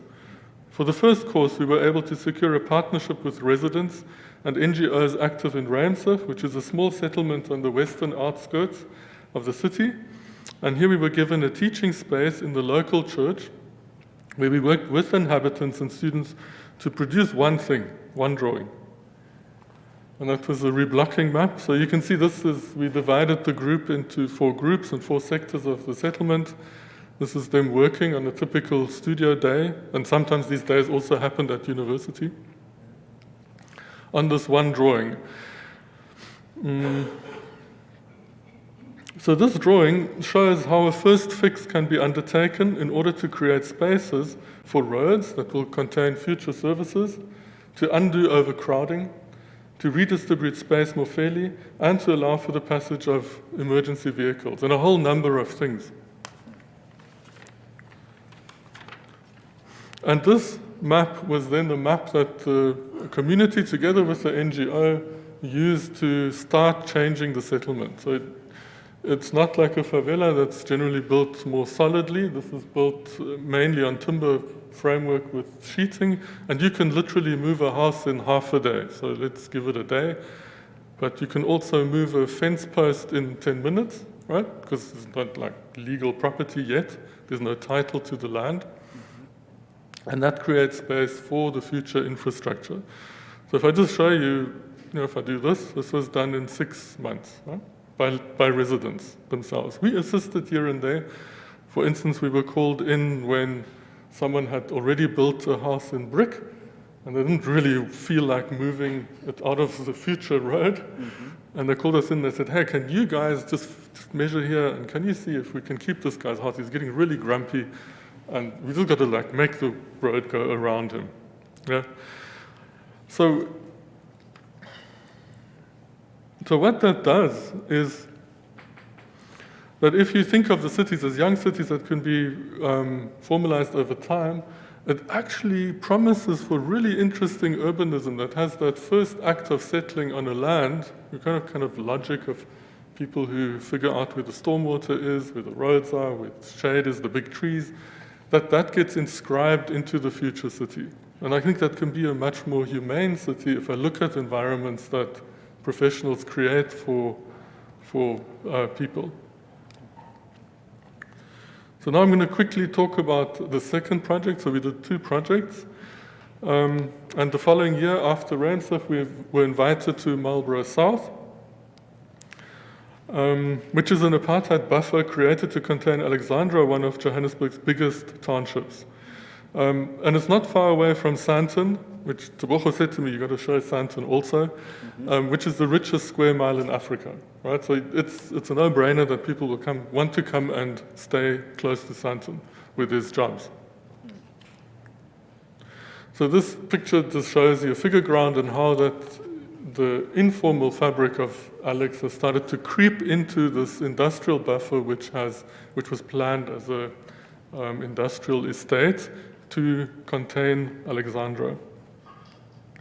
And over the last 3 decades, people started moving into warehouses and factories because this idea of the industrial estate never really took off. So there's whole communities and villages living under the protection of a warehouse, a big roof, sometimes also outside. Some work that the students did. But the key drawing here is just a really big land use map. And on closer inspection, we can see a hybrid urbanism with dwellings, creches, churches, restaurants, informal manufacturing, traders, even schools, existing alongside formal businesses and industries. This map formed one of the key outputs of the 7-week course, demonstrating to the city that their efforts to evict people, and believe it or not, the cities sometimes feels like we're waging an act of war on its own people, and they want to turn this back into a pure industrial estate. So essentially, that thing I said where you just keep on filling and fleshing out the apartheid template. But this map showed them that they were entirely misguided. And then something really unexpected happened. And people were asking in the last 2 days, how do you connect the grassroots kind of research and activism to the top? This map ended up on our vice president's desk. Okay, what happened with it is another story. But the fact that you did it and you actually revealed a kind of reality that is so rich and shocking in its potential can make those connections.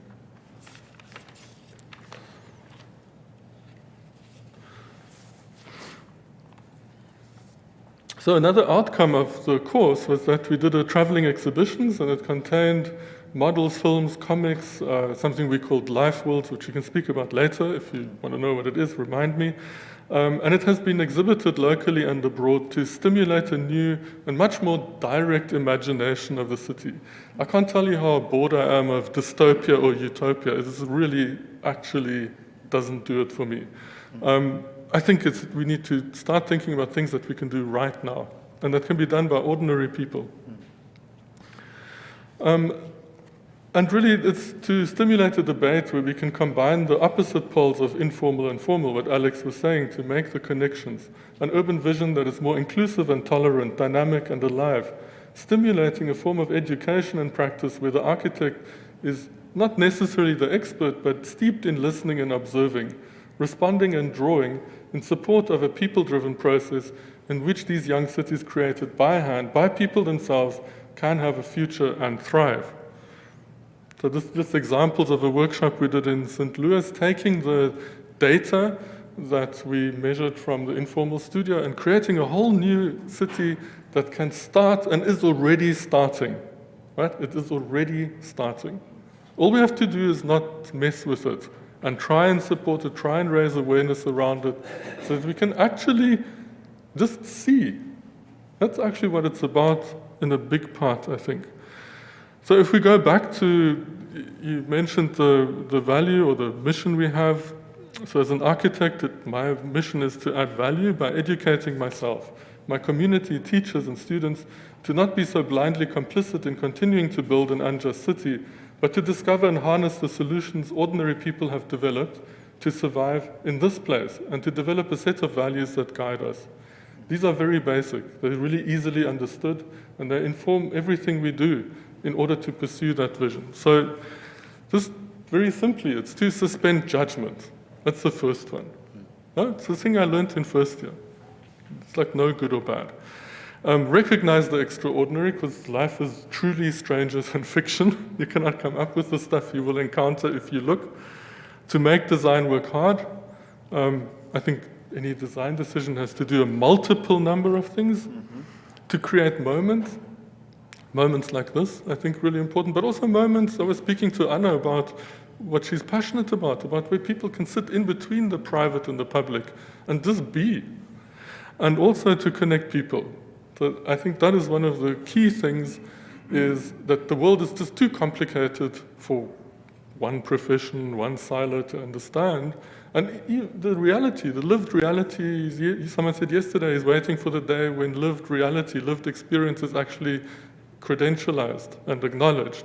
And that when you do work like this, that the people you work with are legitimate, equal experts. Yeah? So with this, I'm going to hand over to Tebogo. Thank you from me for now.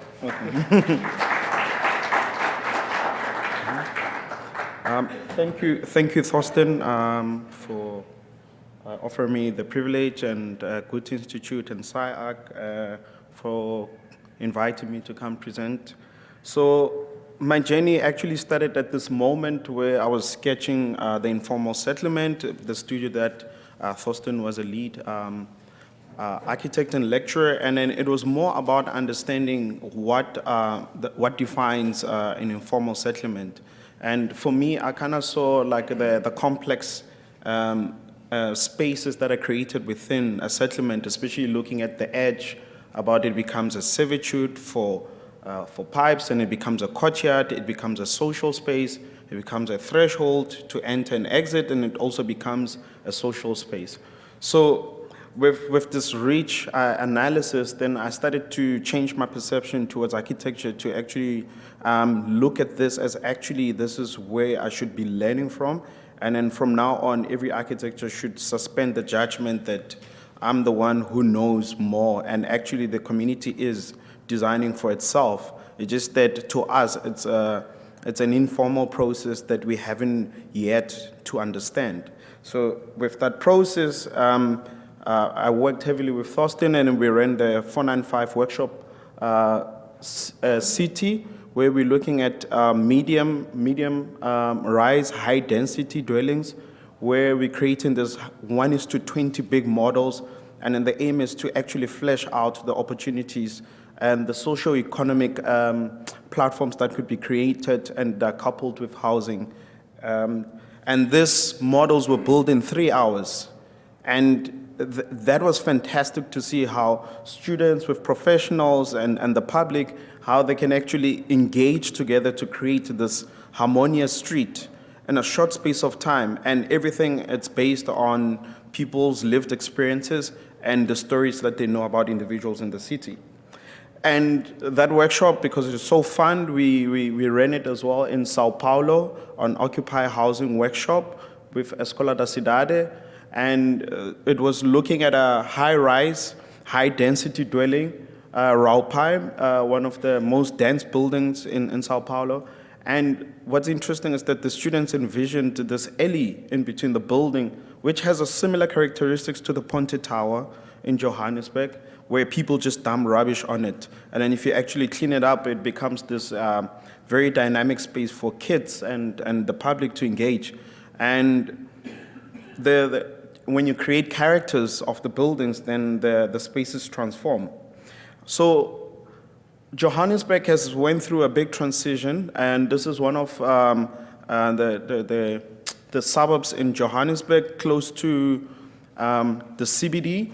It is called Fetus. It is a suburb that allowed for mixed races to dwell without any conflict. And then during the Group Areas Act, the apartheid government demolished the houses and removed the people of color to the far, far edges of the city as a means of oppression, and also gaining power over the city, because this suburb was sandwiched between two cemeteries, so it can't grow bigger than this. So it was easy to create that transition. And this is what it looks and feels like at the moment. So people are still trying to regain that economy that was lost back in the days, but the history is there, the people, everyone, they got lost, they become marginalized. So I took the first year students there and then asked them like what project would they like to initiate within the space. And then the students talked about actually they need to look into the past to try and look into the future. So we invited this author, Yusuf, who wrote books on the tales of fetus, and the students were more interested in the concept of time. So we just hung a watch up there to talk about this is a continuous architecture will always manifest itself through time, and in that time we can look into the past and look into the future. And then when that man sat there, he was touched by the sort of sensitivity that the students came with about acknowledging that what the architecture that was demolished by the apartheid government is something that actually would have fueled a positive urbanism in Johannesburg, that also would have stopped the migration of the upper class moving from the CBD and just leaving it abandoned and then creating a new city just next to it, which is Rosebank and Sandton. So there was a disturbed sort of urbanism and process that could have actually become successful for the building of our city. So we do have situations where there's a lot of homeless kids in Johannesburg, and it's mostly the youth who are homeless. So as a lecturer, I was working with a postgrad student, and then we asked them to design towers for housing. And then this particular student came with a fantastic concept about changing the notion of homelessness by reversing it, that homeless kids normally have to be eligible for adoption. Then she said we need to change the narrative that students actually, the homeless kids need to create their own city. So she rendered this building as this platform where the children can render scenarios on policies, homelessness, and what does it mean to have a functional family structure. So within this tower, the kids become the pioneers. They run the building. They decide on policies. They will decide if they want to be adopted or not. But that is something that is shied upon because it always creates this anxiety that the only time you are part of society is when you're in a proper family structure. So we remove that mindset, and it provides this platform that can also be translated through a comic. And then the student was very creative with this project, and it was more like creating something that can be accessible as a comic book. And this is the vision for that tower, that it's relatable to the kids, for the kids, run by them, and in certain spaces only kids can access them, adults can access them because of head height. So it changes, the space changes according to the different stages of a child's life. And this is a project that I was heavily participating in. The Migrant City was also part of my master's project, which looks at the migrancy of women with children in Johannesburg, because it also relates to the transition from one city to another city, and then the accessibility to state services as in housing, healthcare, and shelter. So with this project, I looked at a refugee center in Bertrams, and it offers migrant women with children refuge for about 0 to 6 months or a year, depending on the woman's situation and case. And I immediately looked at what are the news. South Africa, especially Johannesburg, we've been having tense conflicts regarding migrants and refugees, where there's been like conflict. And also the city's officials are also the reason why we also have the tension as well, because they still don't know how to deal with this subject matter. And most of the women and children are marginalized. They are on the edges, they're on the traffic roads, waiting, begging, looking for refuge. So it's difficult to find asylum status in South Africa because of this, just so many migrants flowing into the space. And the aim is that you want a better dream. You want to have a better life for your children.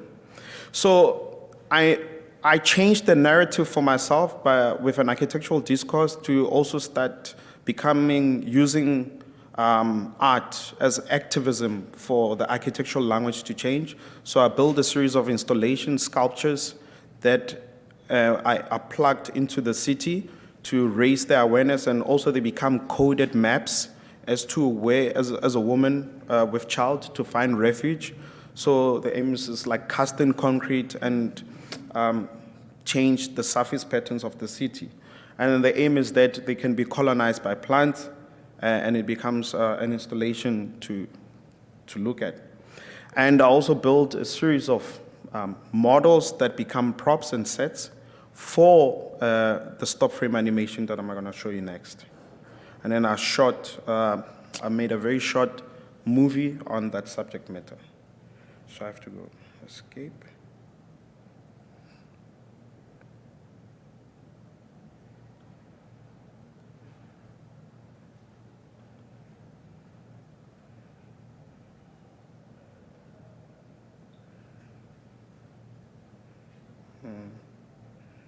Is that full screen?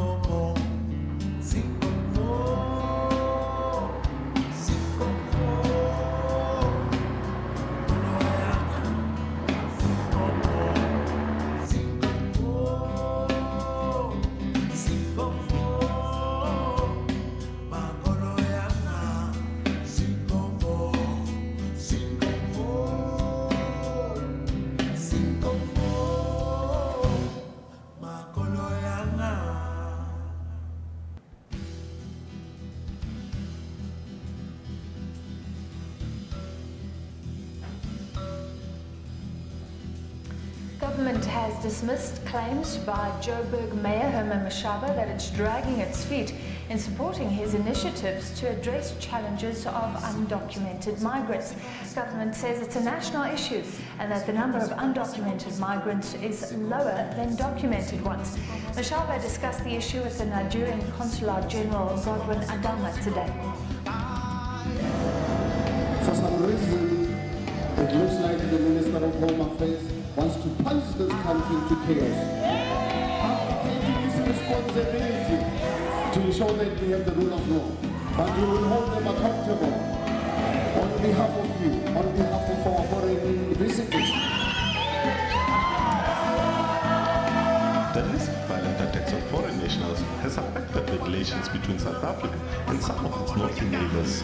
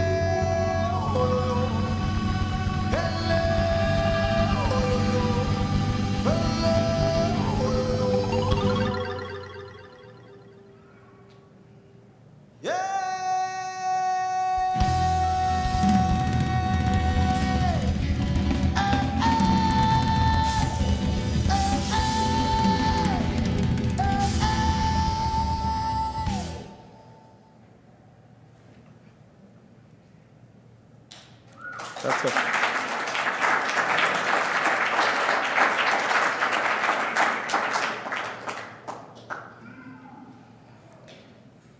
Yeah, that's it for me today. Thank you.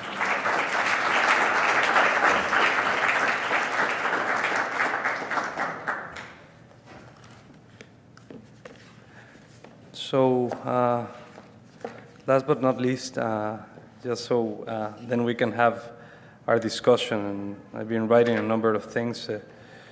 Thank you so much again, Lien, for and the Goethe-Institut to put this together. I think it's amazing that we're able to have this discussion. But I think the trick about this discussion is that something happens after.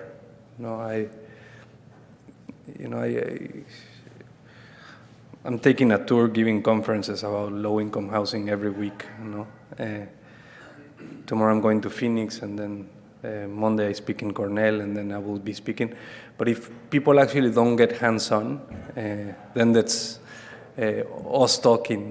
But the reality, as you had seen today, is that it doesn't require much to go and do something. I wonder, as I introduce you, someone really special, how many of you have really stopped and asked a question to the homeless out there? Even acknowledging them. I thought the title was right on. Have you ever felt invisible? How many times have you asked a homeless person how they're feeling? Have you guys done that? The SCI-Arc? Have you ever actually stopped?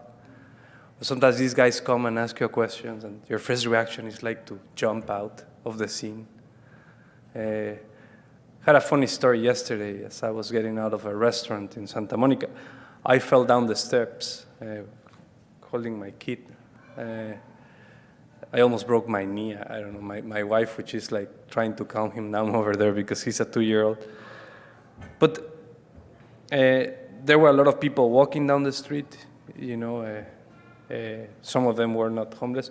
The only person that stopped and helped me was a homeless guy. And he actually asked me, "Are you okay, man? You almost broke your leg." But he acknowledged me, and that's what happens in the city. We don't acknowledge, and I think that's why the title was, "Have you ever felt invisible?" These people are actually, sometimes you walk through them, you just think that they're using your sidewalk, which is not true at all. It's not your sidewalk. No, I mean, the guys that are renting the mopeds, they are using your sidewalk.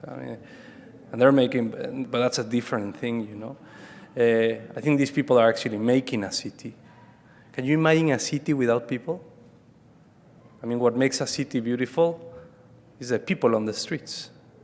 I mean, I cannot imagine a beautiful city without people on the streets, and whatever that means. So with that, I'll introduce you to someone that comes from a city that has changed radically in the past years. Already has a lot of issues still. It's like up and down, but that's the story of our countries, no? We don't seem to learn. I don't know if you guys saw the news, what happened in Culiacan in Mexico last week, because they tried to capture the son of a big drug lord. So there was like open fire for 5 hours. Only like 5 hours away from here, and only half of you know that your neighbor country, it's, which a number of immigrants that come and do all the work, and you don't know that that happened last week. That's ridiculous. Sorry to put it that way, but it's absurd to me. You don't know that a number of people here are hiring Mexican people to do their gardens, and that they have no idea that almost a city got murdered by organized crime 5 days ago, even with the amount of the information. That's what I'm trying to, I think a lot of us are trying to engage you in that conversation. We should care more. We don't care. We know what's going to be the outcome. But someone that does care and that has been involved in a number of initiatives regarding low-income housing from Medellin is Ana Elvira Vélez. I had the opportunity to meet Ana Elvira, I'd say like a year ago, because I was invited by a concrete company to develop an idea of low-income housing. But my suggestion was not to use concrete, so they didn't hire me. No, but that's what happens. And it's really interesting to actually, read what happens with materials and policy. You know that in Mexico, it is forbidden to build with wood.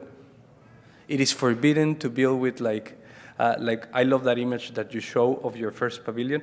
I was walking around Venice, and I cannot think, of like Frank Gehry's projects made out of steel, which had become like the most pristine pieces of architecture. And what you've shown us is thought as a precarious material in construction, and that the most, fancy and expensive homes use that material as a design mechanism. Anyway, I will hand it on to Ana Elvira. She works at Confama as an advisor, correct? Which is very similar to the work we used to do at Infonavit.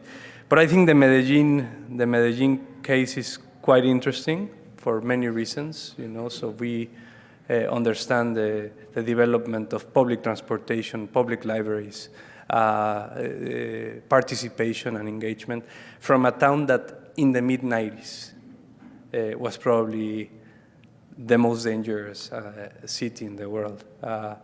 So I think it's quite interesting to hear from you of what's going on in Colombia. And with that, and after Ana Elvira is done, I will invite all my colleagues to step to the table, so then we can have a short conversation before we end the day. Ana Elvira, thank you.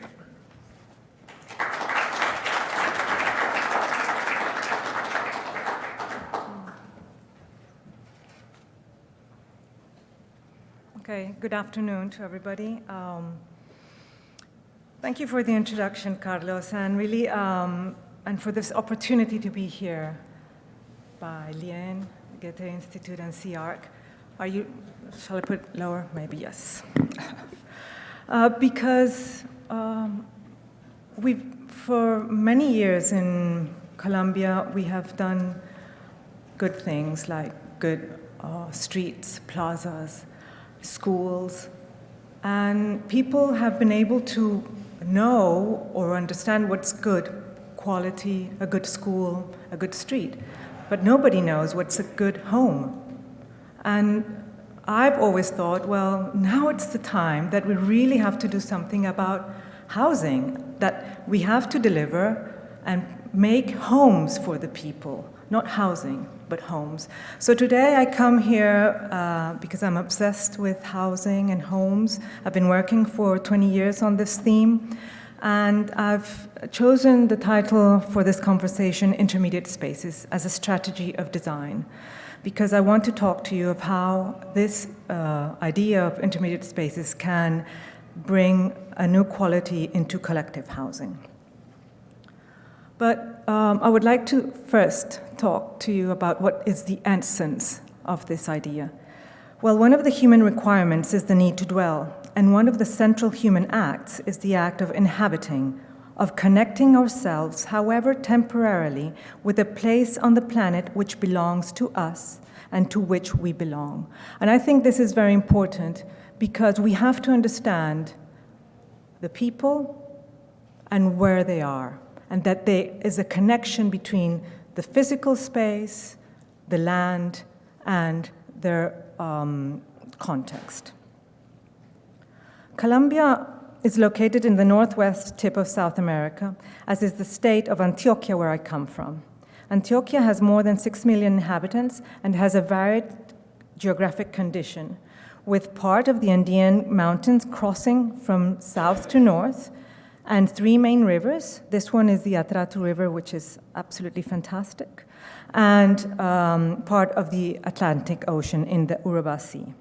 And it is within this varied context that we have 125 municipalities, which each one located in this different context, bringing in a diversity of urban conditions. So what's happening in terms of housing in Colombia?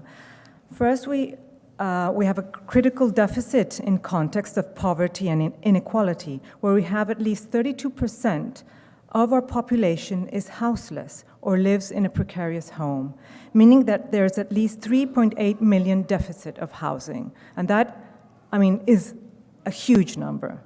But to the right, you see this other thing, which is if they can afford it.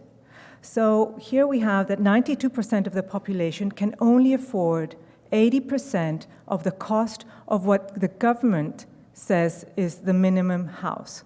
So there's this 20% gap, which makes it almost very difficult for the lower people in Colombia to be able to access this.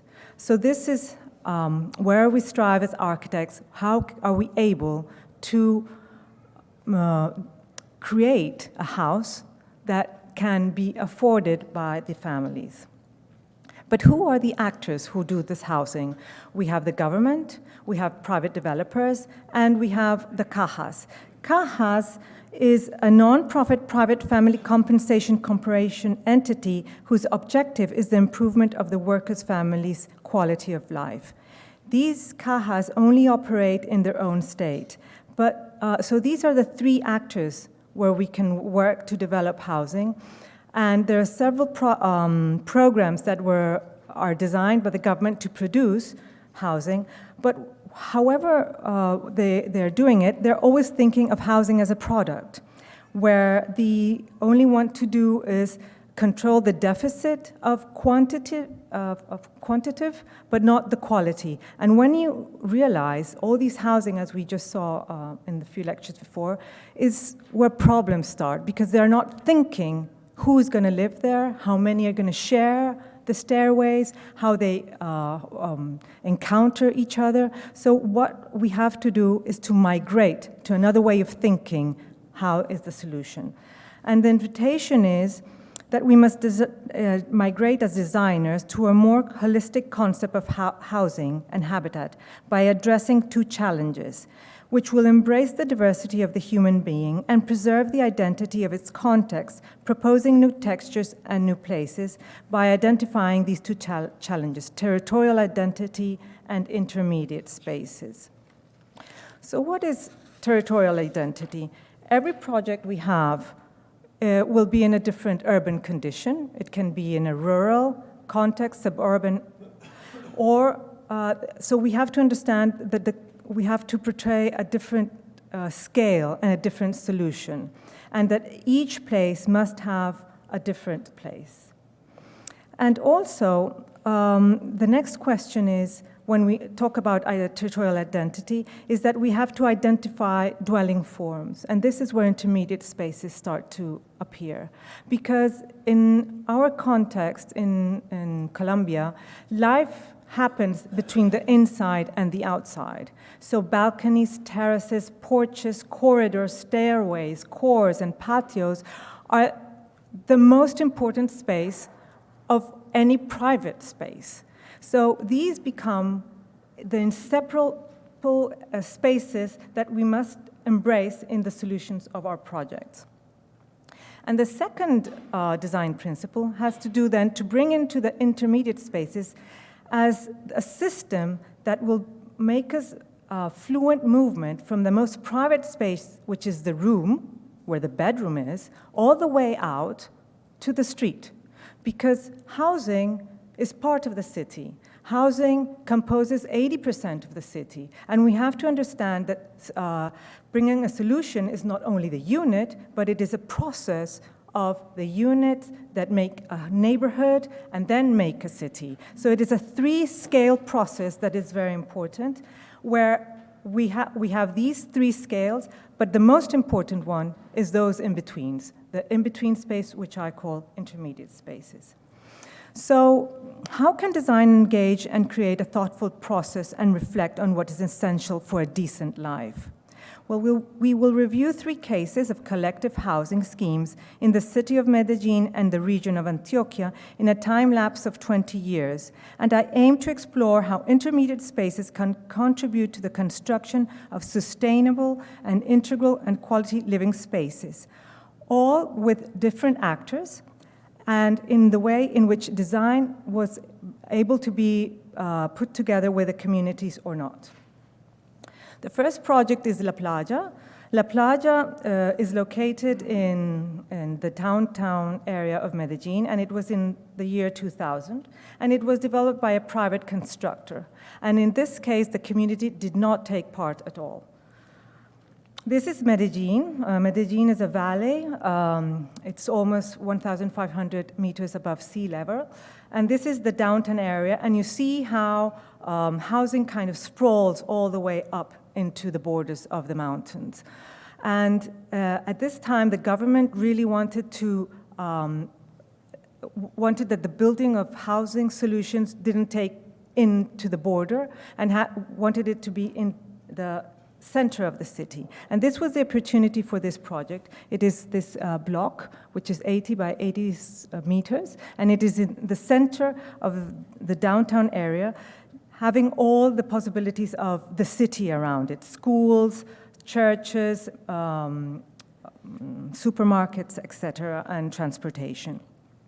But as designers, our questions asked was, how could we achieve a flexible design if we didn't have the community, so that the inhabitants could have their own identity?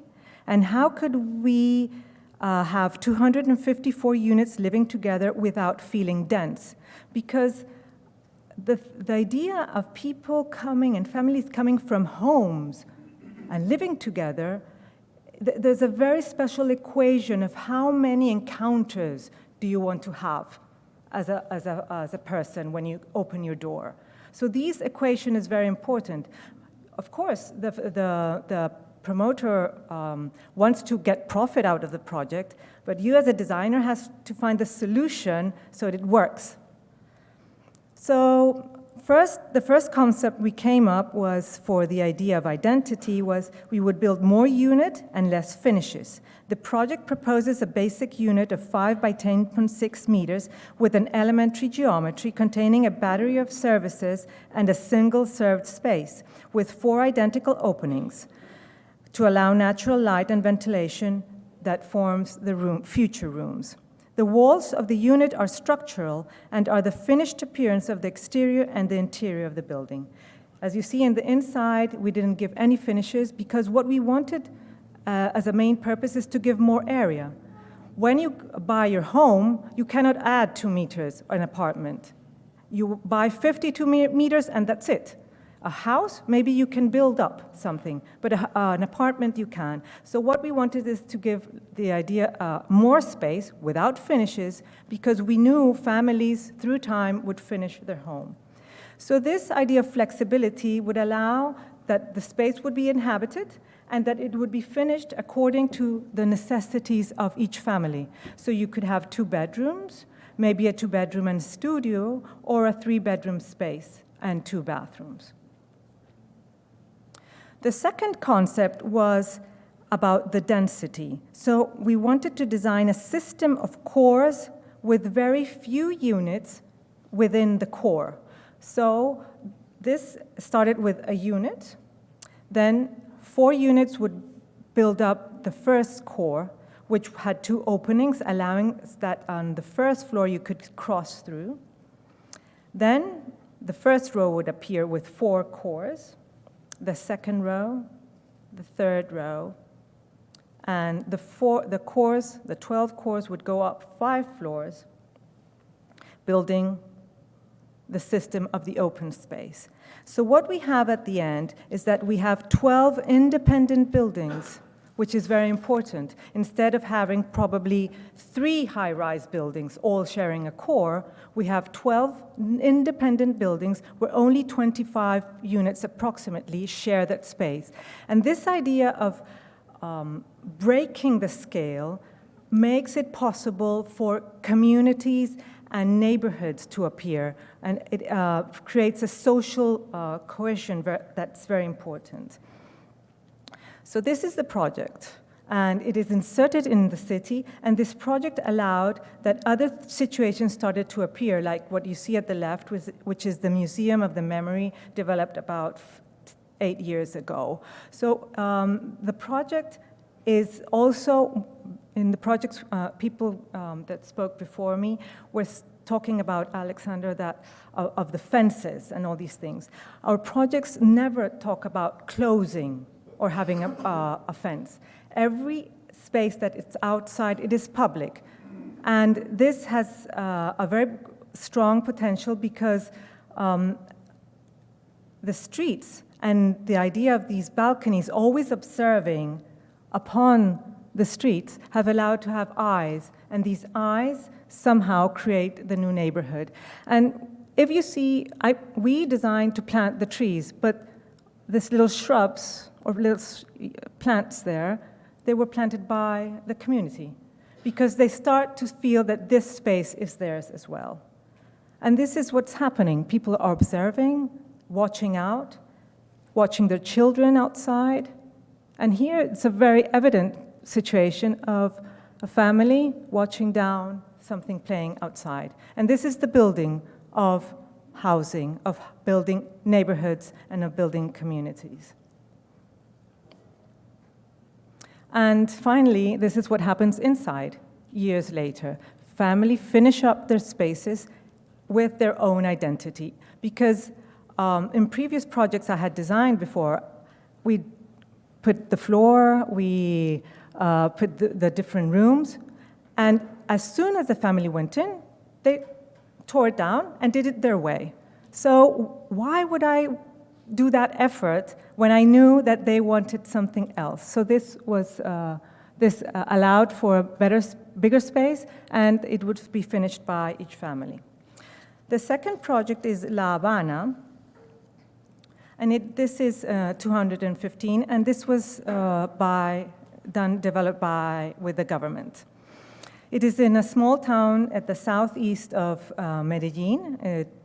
It's about 2.5 hours from Medellin, and it has only 17,000 inhabitants. And as you see, it is in a long and also narrow valley, and with very, very steep mountains, with an economic activity of coffee beans.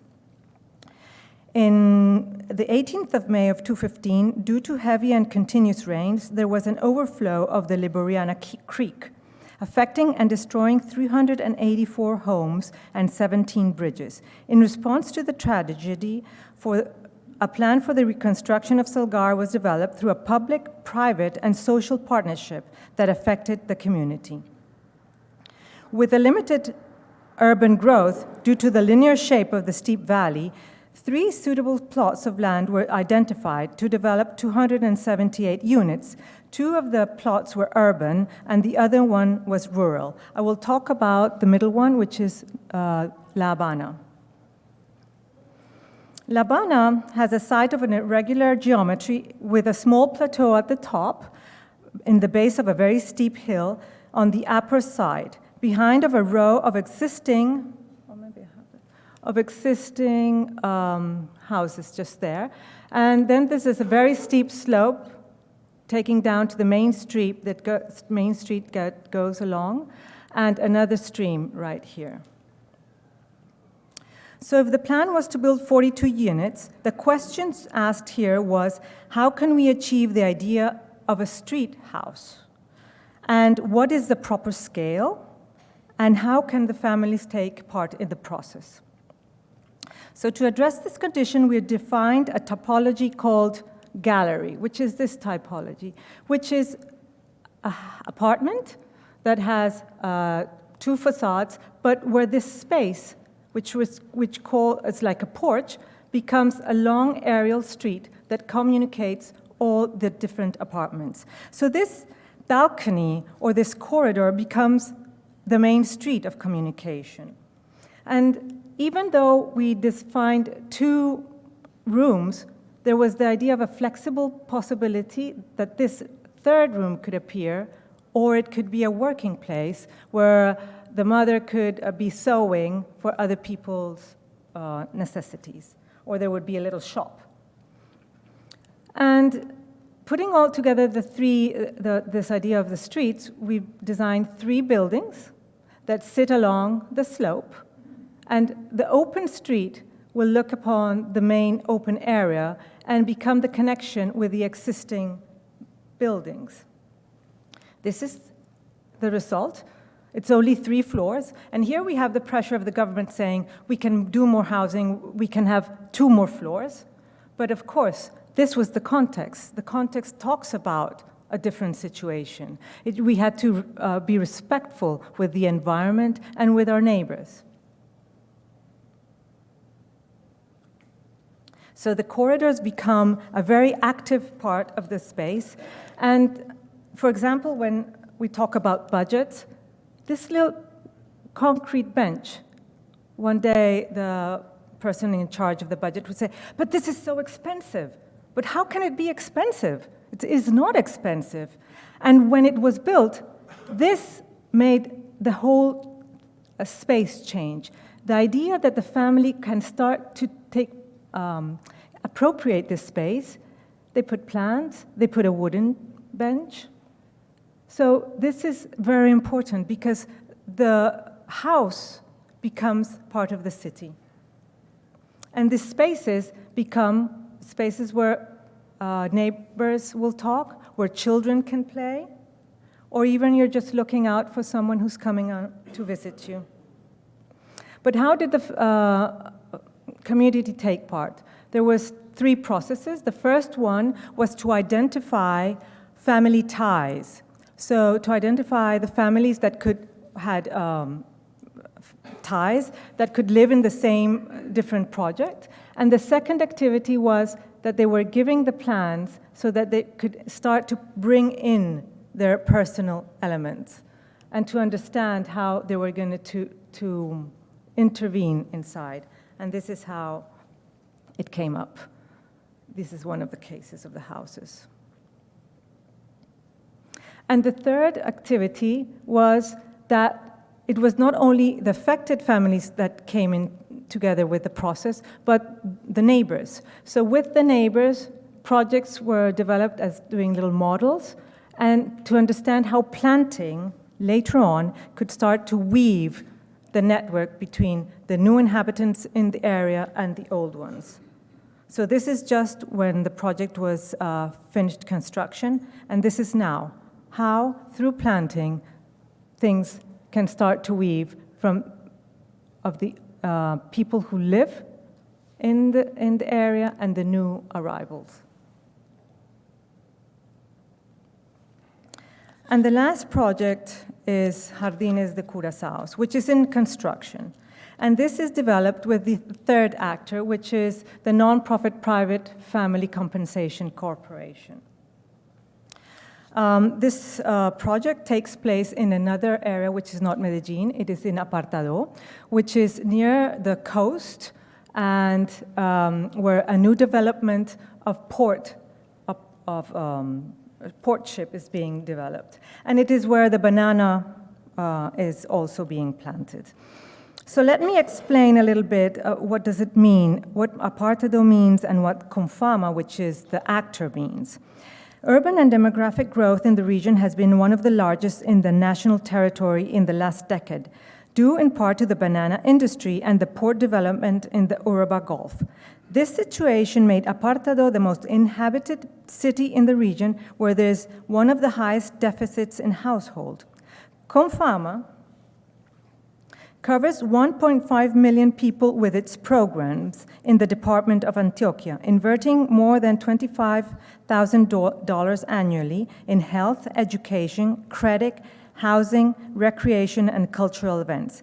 It was created in 1954 as a result of a voluntary pact between employers and unions to improve the quality of life of working population.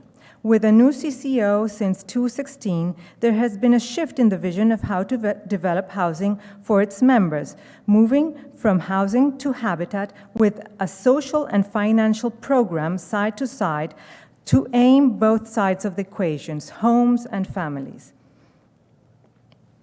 So it is in this context that Confama, realizing the great potential of the region and assuming its social role, has decided to acquire 13 hectares for the development of housing in several stages. So the questions raised here: how could a master plan for at least 1,500 houses include all the principles of the total neighborhood scheme? And how could we build a social and financial support program for a community? The master plan designs a lower density housing complex with the main street as the core of the neighborhood where all the activities will happen along the street. And it was divided in two main things, where environment takes a very important part, where the idea is to be sensible with the shade and the water, and the next one had to be of how to build a neighborhood. And all of these had to be understood in actions that would take place within the city, within the neighborhood, and within the unit. And as you see, probably the projects kind of have a linear thought. Here we have, again, buildings that have this idea of a corridor, continuous corridor, with an idea of the porch and the bench that start to build small buildings. And in between the buildings, there is harvest area, there's small parks for children of different age. Here's children, here's our youngsters with open gyms, etc. And there's also the idea that maybe there should be designs that are of 2 bedrooms or 3, but all of them also with the concept of only building 1 bedroom, but the family decides if they want a second bedroom the same size or a smaller one to have a bigger social area. So the idea of flexibility is always in mind. But then intermediate spaces are always here. We have the stairways or the aerial streets or balconies that are always observing the common space, balconies also observing the common spaces. So intermediate spaces are the strategy in all of the designs. Or even pocket parks are also intermediate spaces in a larger scale that allow some buildings to integrate. And as for the social and financial processes, 2 programs are developed. One is called Camino a mi casa, which means like getting my home, which has to do in providing a more financial aid to the families, to teach them to have saving habits, to teach them to have saving plans, and to help them select their own home. So this process starts from the beginning of the concept of the project. This a company is happening. And the other program is called Sustainable Communities. And the idea is when the families are already known for each building and each project, they start to make activities so that they start to bond ties, so that when they come to live together, they already know each other and they can take care as a group. So this is renders really, but that's how the building is coming along. And we hope that by January 2020, it will be finished and we will have the families living there. So we've seen 3 projects, all in different situation, timelines, and actors and territorial contexts, but the only common element has been the design approach in trying to understand the essence of the problem, the need to dwell by building territorial and local identity through intermediate spaces. Thank you.